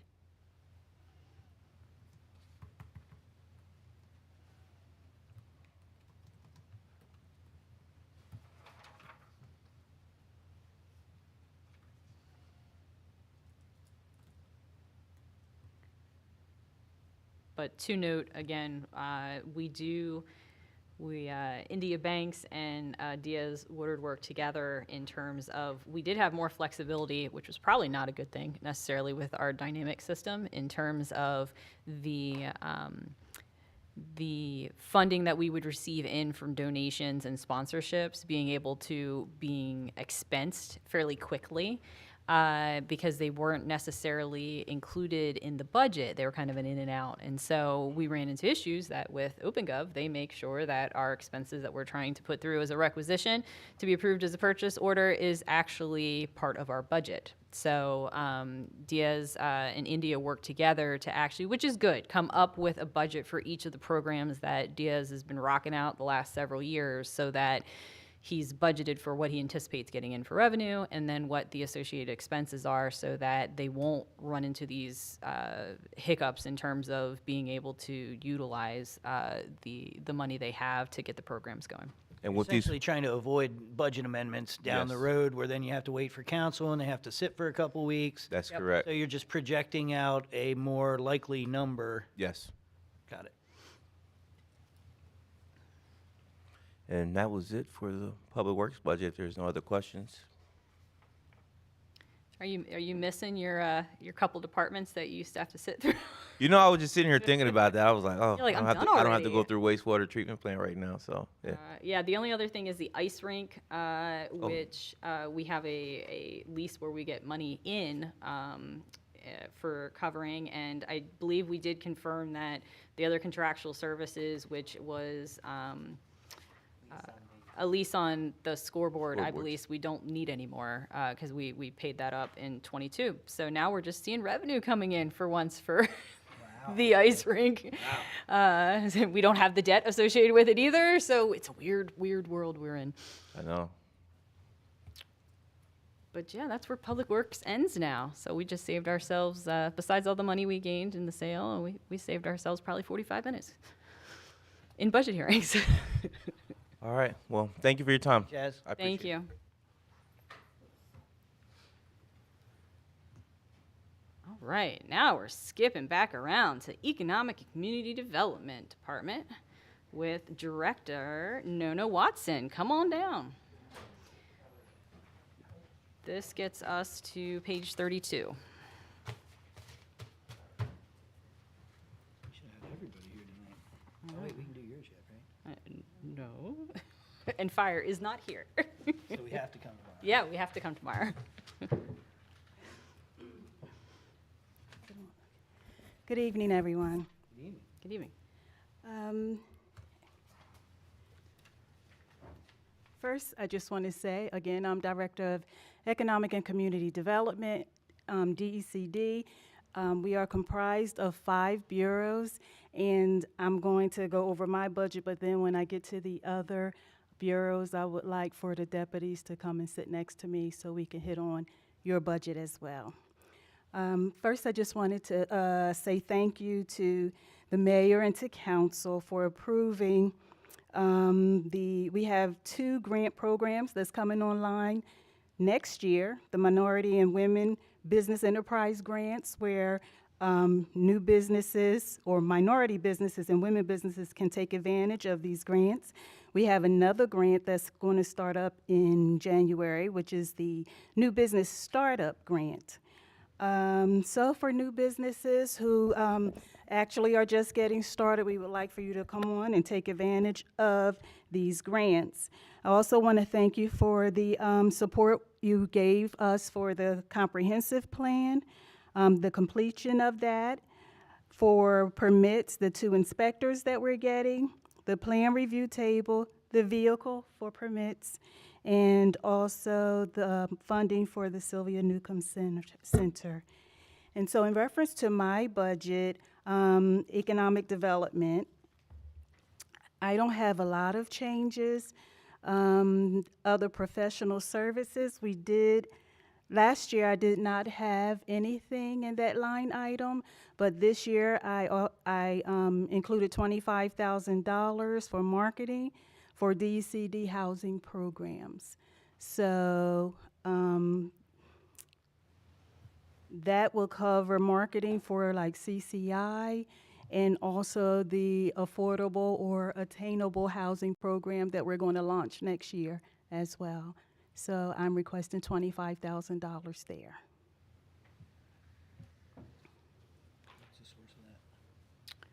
I'm not sure. It's, Nona, were there any funding sources available for that? Is that something, I guess it wasn't budgeted for community block grant or home? It was not. Okay. So that's just general fund then, Mayor. And then I'm going to, come on over here, Blanda. I see you over there. So last year for other professional services, we requested $127,500, and this year we're doing we're asking for $142,500. And Blanda, if you turn on your mic, here's your breakdown right here. Good evening, everybody. This isn't the right, there's another, oh no, yeah, they're just missing a line. 32. Part of the, yeah, the 142.5 is correct. And just a breakdown of that is similar to the same items that we had before in previous years. I had hoped that we didn't carry on, but we didn't get the chance to do to finish the comp plan. So I have money budgeted in there for neighborhood outreach, for some comp plan meetings and some zoning changes that will happen. Hopefully after we finish the comp plan, the next step is to go into zoning updates. More of a planning department thing, but it really is an economic development thing as well. So there's money budgeted for that, for community outreach. There is some money in there as well for schematics and performance for opportunity zone development.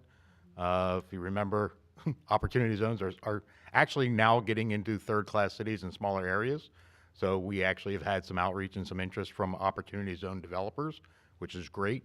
And so I budgeted some money in there to help promote or come up with sample projects that we could potentially utilize city assets, underutilized parking lots that happen to be in opportunity zones, sites that the city might own or the RDA might own to attract developments for that. And this is a little bit different number. The one thing that I did add, we have a website maintenance, but I added a line item for updates, and the state is requiring us to have a separate page related to blighted properties and the tie-in to historic preservation. It's part of a demolition strategy when we demolished 236 and 238 South Penn Street.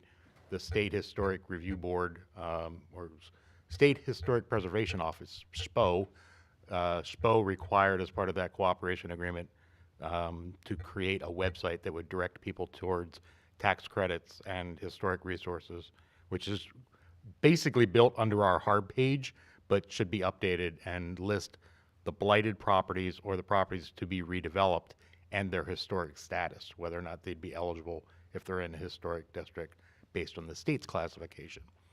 So it'll be nice once it's done. It's just a lot of heavy lifting with the website. And that is all the other, everything else is the same that I have.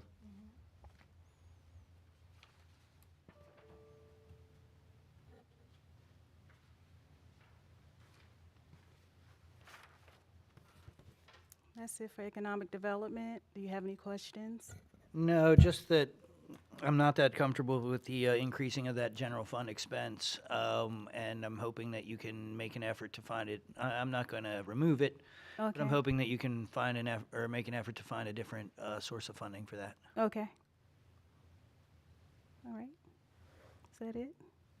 For the comp plan, I just wanted to make sure that the $40,000 that council just approved for ARPA funds, we have that rolled over in here, knowing that you're most likely not going to be able to start using it this year. All right. I just want to make sure that there's no duplication in terms of what Blanda has in under his other professional services, and that it's needed. That's all. Separate. Yeah, Separate? totally Okay. different. Okay. Is That's all that I it? had. Thank you, Bland. Thank you. B-L-A-N-D-A. Nace, N-A-C-E.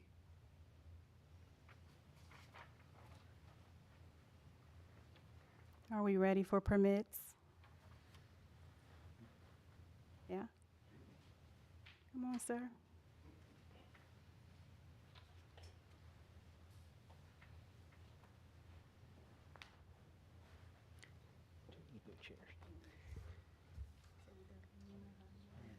Yeah, Nona, No, we're on planning and zoning, I think. did you have anything about planning and zoning that you wanted the Well, additional? no, the comp plan actually comes under planning and zoning, so that was the main thing, the planning and zoning. The $40,000. Okay, yeah, I mean, that's listed as Fund 29. We're in the Fund 10 29. stuff here, Oh, so it's in okay. 29 then. But planning and zoning has its own cost center. It doesn't look like there's any big, Why the attorney and architect? yeah, that's the only big ones. Yeah, so page 34, I'm just curious, why a 30-some% increase in both legal and architectural fees? Is there a particular plan or something, or a particular project that we need these extra fees for? For architect and engineer? Yeah, both the attorney and architect for engineer just seem to both be increased by $7,000. Is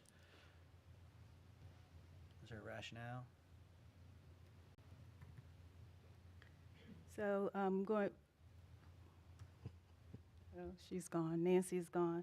But for the architect, engineer, because we still are working with C.S. Davidson for the most part, so we ran short quite a bit this year. So until we get settled with our planner and,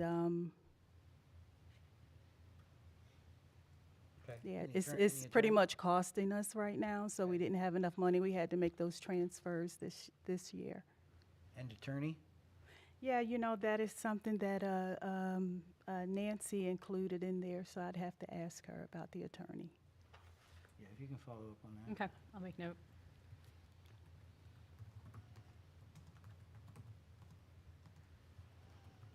Okay. Any other questions about planning and zoning?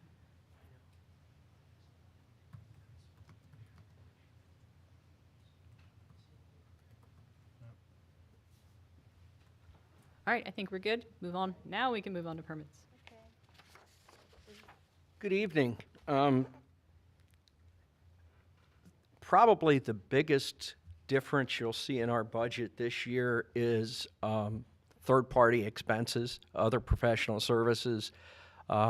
Whereas we started this year out with all those services in-house due to a key staff member moving along to other employment, that resulted in the need to move monies around to cover the expense of third-party services for Uniform Construction Code, plan review, and inspection services. So I budgeted for next year as if that's going to continue, although the ultimate goal is, and I believe the position's been approved for, they were calling it a second building code official position with a commensurate salary to try and attract somebody to that position to keep that money in-house. I believe this year we moved like $750,000 around to cover those expenses. So although that $70,000 is a pretty significant increase in the salary that we were paying, it's justified, and it will wind up allowing us to have those funds back in to cover the cost of running our bureau and making sure that we're as revenue neutral as we possibly can be.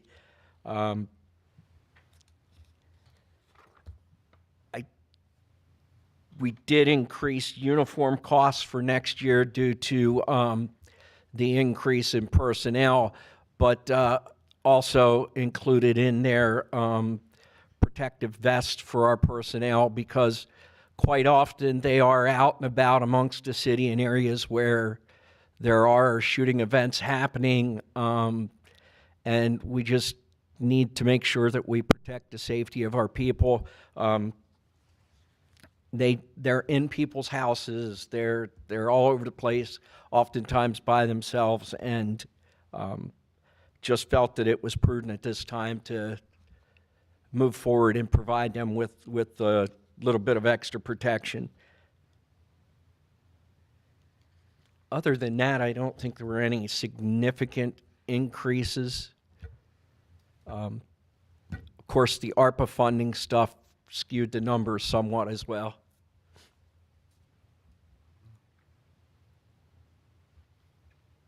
Yeah, I'm not opposed to the extra protections.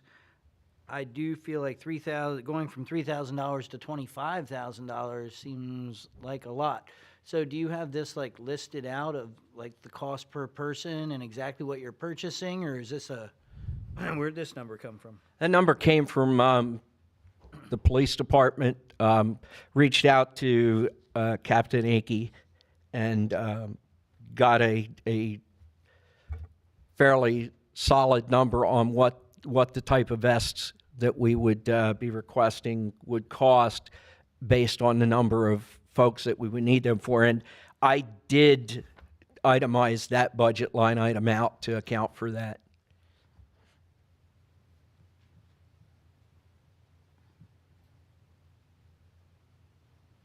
All right, I thought there was a different plan for that, so I think I just want to talk about that some more. Okay. So if we can put that on the list of things to talk about. And then again, attorney fees going from $5,000 to $26,000. What are you planning on doing? Well, What kind of trouble are you going to get us into? Yeah, hopefully not a lot, but People getting in trouble. we did come up short this year. We had to move money around more and more in order to get the compliance that we require, that our residents are demanding of us. We are using attorney services to file for injunctive relief through the courts, because when the judge tells somebody they have to do it and they don't do it, there are consequences other than de minimis fine that somebody may or may not pay. And we have had fairly good success with several high-profile properties in doing that. So that's to give us a little bit of leeway to do some more of that, plus the fact that costs are going up and we under-budgeted. Last year was the first year where we split up permits, planning, and zoning, and we tried to divide that money up and figure out how it was going to be spent. So this year, for next year's budget, we had to make some adjustments on that.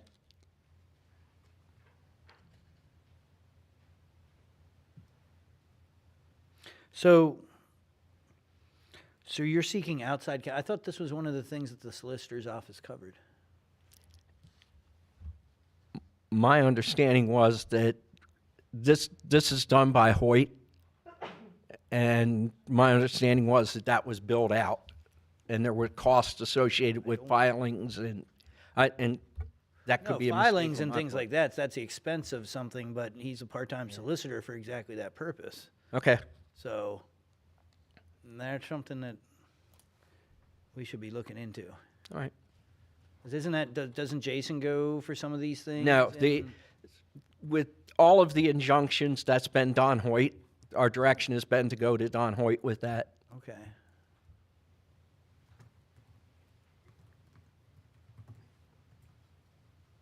We've also been having monthly consolidated Board of Appeals meetings where, but that's Hoyt as well, so never mind. Well, no, the way it was set up was things external to the daily work of the city. So for instance, he is the solicitor to the RDA. That doesn't come under us. But I thought that some of these basic things were so we need to look at some job descriptions, and we'll get back to you. We'll get back to you on these numbers. And I think the same answer almost goes back to the planning and zoning for attorneys. They're using and probably more applicable to them because they're using an outside firm for the zoning attorney, and they come in under this year, so they needed more services. So I think that's why she bumped that up. Okay. The revenue, trades permits. Why is that going up $475,000? It's always a best guesstimate. We've got some big projects on the. But this is demolition, though. We have some big demolition projects. Am I looking 31,180 on page 37? It goes from 125,000 to 600,000 revenue. That's not demolition. That's the trades permit. Oh, that's the trades permit. Sorry. That is the trades permits. Okay. So that's construction. That is construction, yes.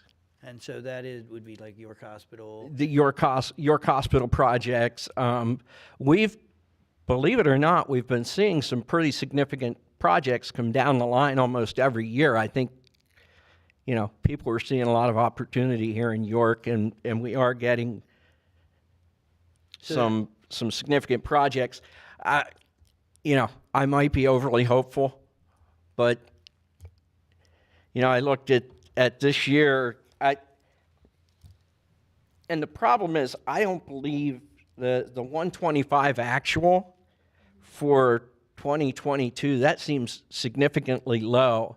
And I know we were working with the controller's office on some funds that weren't necessarily moved to the right line items. I'm not sure if that's one of them that's been affected by that or not.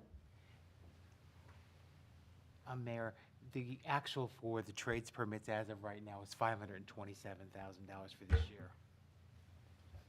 It's not, that was what was in your budget from last year. That was not what was in there for actual, but your actual is actually closer to the $600,000, so. So the 125 was budgeted? That's what was budgeted for this year. Okay. All right. Not going to complain about getting more money. And it'd be really nice if we can find somebody to help us keep more of those dollars in-house. Right. So a building code official, we're on the lookout for a building code official. All right, Yes. very, very good. But we're going to circle back and figure out the stuff with the attorneys. Sounds good. Okay, great. Is that it for permits? Anything else? Anybody? I don't believe so. Monica? I am going to go back, and I do have one question for you, Chief. Do you anticipate being able to initiate the purchase of your new table in 2022? Yes, I believe we will be able to. I've already been in contact with Josh. I'd like him to be intimately involved with that process As soon to as make you sure that can- we get something that's compatible with our system. As soon as you can get that figured out and you can get a quote so you can enter the requisition in so we can get the PO in place before the end of the year, then we'll remove the $16,000 that's also in the 23 budget because you won't need it because you'll used it in 22. Because that was one thing I know Jerry and I were like, well, that's the one thing that you could probably, I knew you wouldn't be able to make use of the additional funds for the PMIs, you know, between now and the end of Right. the year. Even starting a new vehicle, like I know that takes time.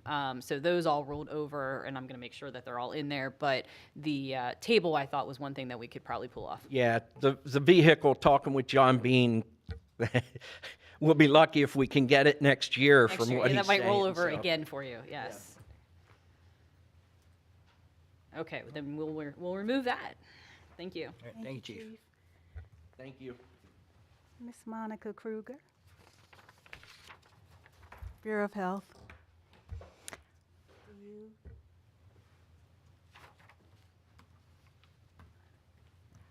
Bureau of Health, Monica Kruger. For the most part, we're holding steady. We do have obviously some continuing changes as our grants that we receive from the state, federal funds, are on a fiscal year versus a calendar year. So it is not really feasible for us to always put in everything in equal 12-month increments across the board with salaries especially. We do anticipate a little bit of a decrease in some areas. We've just learned recently that one of our grants, a block grant, will not be funded, that it will be turned over to competitive grant funding. That is the Safe and Healthy Communities.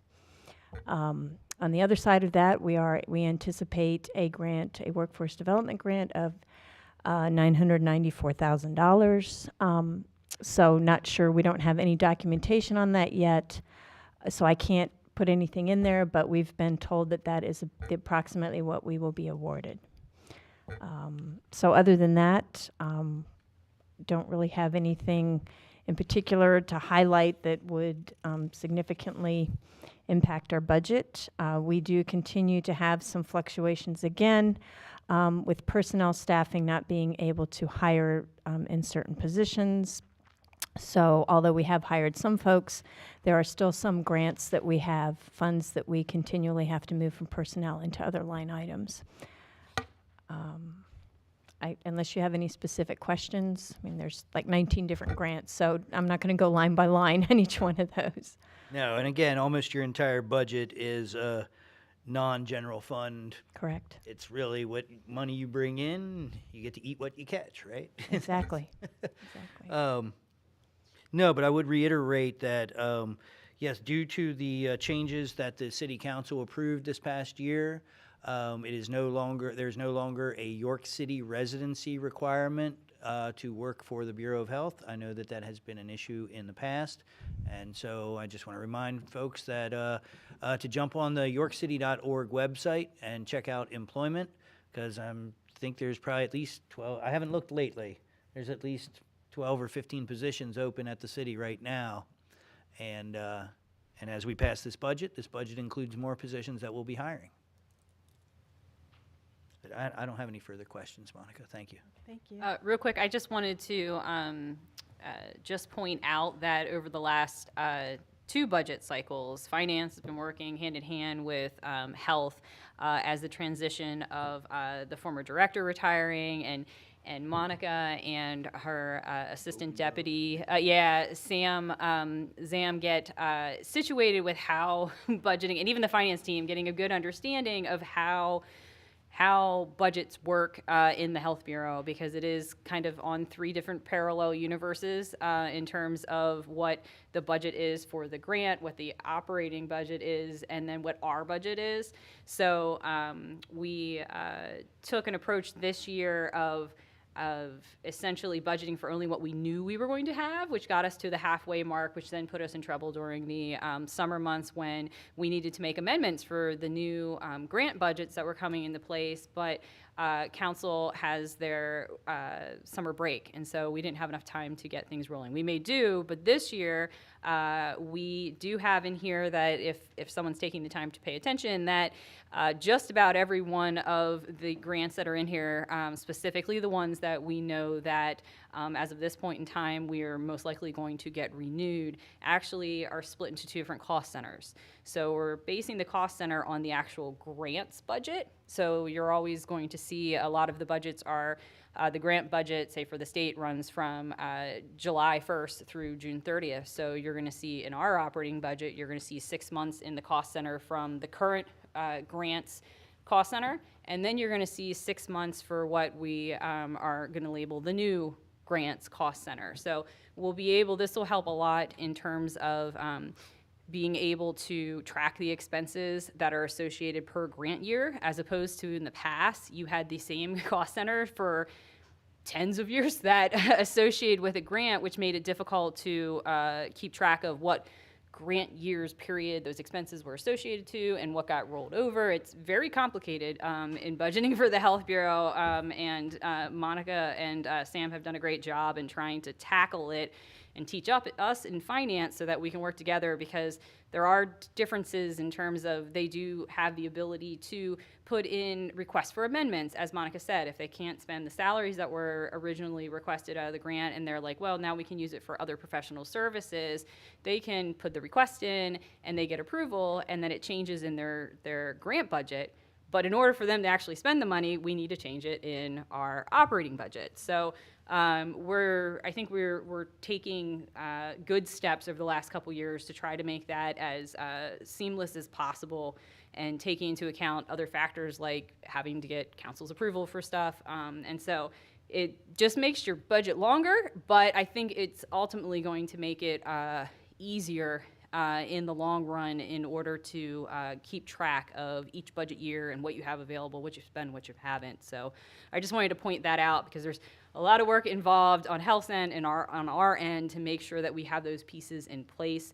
Another thing that we have been doing, which makes it a little complicated, but ultimately will help assist in making sure that we're taking advantage of every penny of fringe benefit and indirect cost that your grants offer, is that the Health Bureau, just like the other bureaus, when it came to the position-based allocations, when it comes to health insurance and workers' comp and the liability insurances with the indirect costs, that gets applied to the grants and to the positions in the grants, and they are limited to a certain point, and each grant could be a little different as to how much they will reimburse, of how much of the salary will they reimburse as a fringe benefit. Well, the first bit of that goes towards FICA for the employer costs of Medicare and Social Security. Well, what's left of that can go towards what you see at the top for pension and health insurance and workers' comp and such. So we've been working to essentially put in the budget as much as we possibly can, that we know we're going to get reimbursed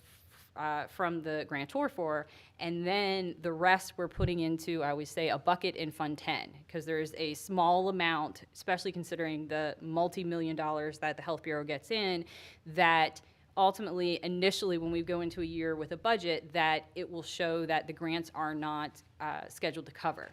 But what we've done then is, as amendments come in, as an adjustment to the actual grant budget and or the new mid-year grant starts, then we're going back in, because we're only allocating that expense once. So there's going to be one lump sum of health insurance for the position that is budgeted for that grant. So we take advantage of what we can from the first 6 months of it, which is the last 6 months of the grant year.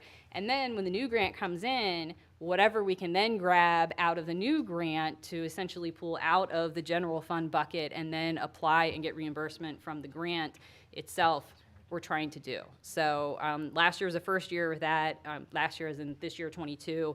And we still have some journal entries on the end of finance to make to really see how we're going to end up. And the goal ultimately is that we're going to be able to show that general fund, the Health Bureau runs on very little general fund money, and potentially in the end actually have a indirect costs, say, bucket that we can pull from for matching grants, or a year when you've got less coverage, there's a fund balance, something of the sort. So we're trying to do our best to essentially use every drop of the grant funding that you're getting to cover the actual operating expenses of the grants and the Bureau. So I just wanted to point that out because there's a lot of work behind that on both ends to get to a point where, again, transparency's sake, that we're going to be able to actually represent and show clearly how much work for how much dollars you're getting that the Health Bureau is doing.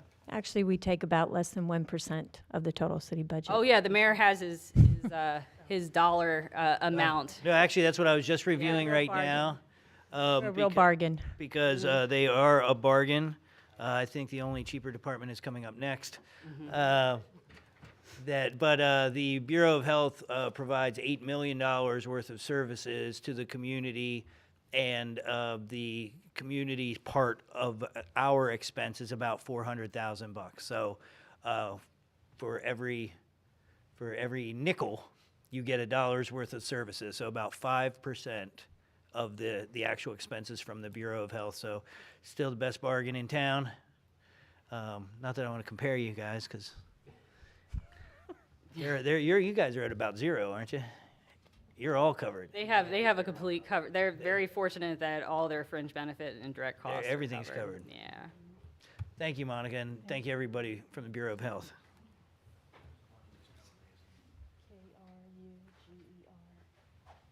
You're welcome. Bureau of Housing, Mr. James Crosby. Good evening. Hi, James. I don't think there's any pages, Health grant, or the health budget is so long, I can't find the next one. 61. 61, all right. Again, good evening. Thank you for taking the time. The Bureau of Housing Services budget is very similar to that of the Health Bureau.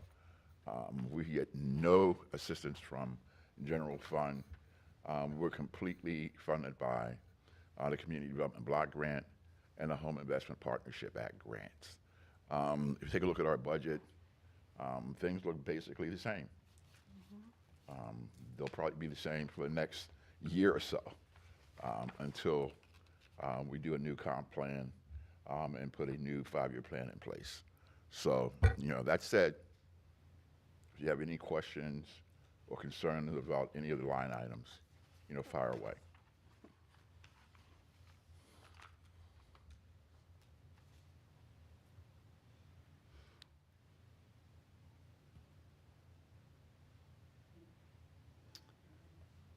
What's this drop here? So it's already all split up. So we got 400,000 last year and only 100,000 this year. This is the special projects. Oh, COVID-19 this money. specific grant. Got it, Yep. Got it. Okay. Yeah. Just as complicated as health is housing's budget in terms of the different funding sources, and that Tammy helps James keep track of, which as budget team and finance, we're very grateful for, because it's definitely one we'll be like, what do you need us to add? We'll do it. We go by your direction. So basically, all these first pages are zeroed out. Yeah. Yep. It took us a while.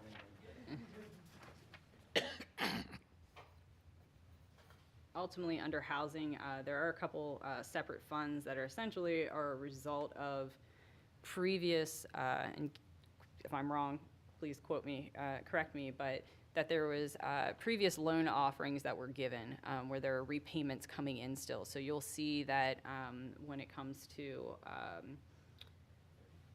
what was it? Yeah, Fund 35 is that you'll see a revenue source coming in, and then maybe a fee associated with the processing of that money. But essentially, those were grants or loans that were applied with previous year's grants funds that they have a payment schedule. So we do have a flow of income coming in from those that then gets absorbed, I believe, into future housing endeavors. But for the most part, their main funding sources of the community block grant and home, you'll see that they get zeroed out. Any questions? I think we're good. No, thank you very much. Thank you. You done for tonight? We are. So Okay. you have to pause the meeting. All right.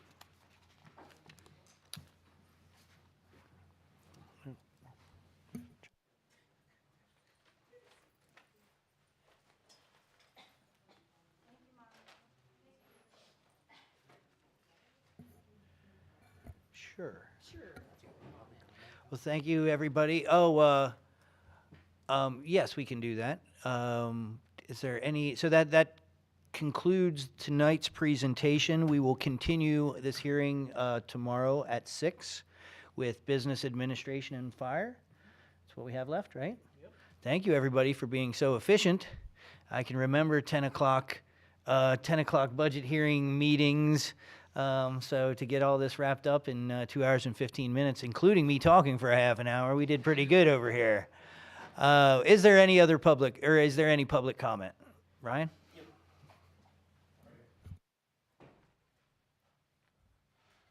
Ryan Supler, 258 Walnut. A lot of wonderful things were said, and I just, like that we're moving forward.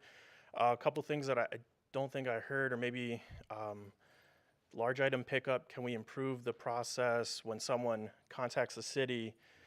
Maybe have an online portal, something like that. And then also for the abandoned properties, vacated lots with the high grass and all the dumping, from when someone reports that to whenever it gets figured out who actually owns it and who's responsible, can we, whatever we can do to shrink the time to handle that? Unfortunately, and I will respond here. The person to really respond to it just walked out. I know. But I can respond briefly, and that is that there is due process. I understand. So the city, this is private property. The city has to come in, then they have so many days, and then they get a second thing. They have so much time, and because it's not our property, we can't just go in and do it. There may be extenuating circumstances when we can, but we can't make that a practice of the city because the property owners have their rights as well. Absolutely. But I'd be happy to follow up, and we are actually going to be looking at some of the processes that was on the list. That was one of the things on the list of goals for next year for the department, was to look at all the ordinances and see if they are designed correctly to actually motivate individuals to correcting the problems. Certain things, as we've heard, I think we even heard today, there's certain people that $25 fine, $50 fine, that's not motivating them. But at the same time, you've got a poor homeowner that makes a mistake, and you don't want to be hitting them with a huge fine right away. And we have to treat everybody exactly the same. I get that. Yeah. So we have to treat everybody exactly the same. So we try to find that sweet spot that's not going to hurt people that can't afford it, but it's also going to motivate landlords and others that may be profiting off the property. Homeowners don't profit off their property, but other people do, and it's hard to find that. It's hard to treat everybody the same and get the reaction that you want. Yeah, absolutely. It's definitely difficult. And then there's also what is it?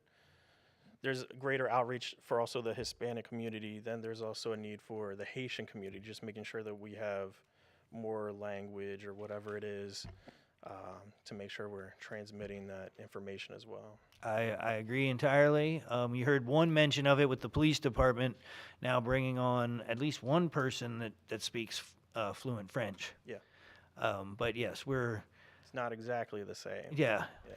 Well, and there's also 10 different types of Spanish. I know. I hear you. So we're doing our best to bring folks on to accommodate the increasing immigrant populations here in the city. But thank you, and that is an important point and duly noted. Yep. Thank you. That's all I got. Yep. Thank you. Anyone else for public comment? Okay, we will recess this meeting until 6 o'clock tomorrow, right back here in council chambers. Thank you, everybody. Thank you.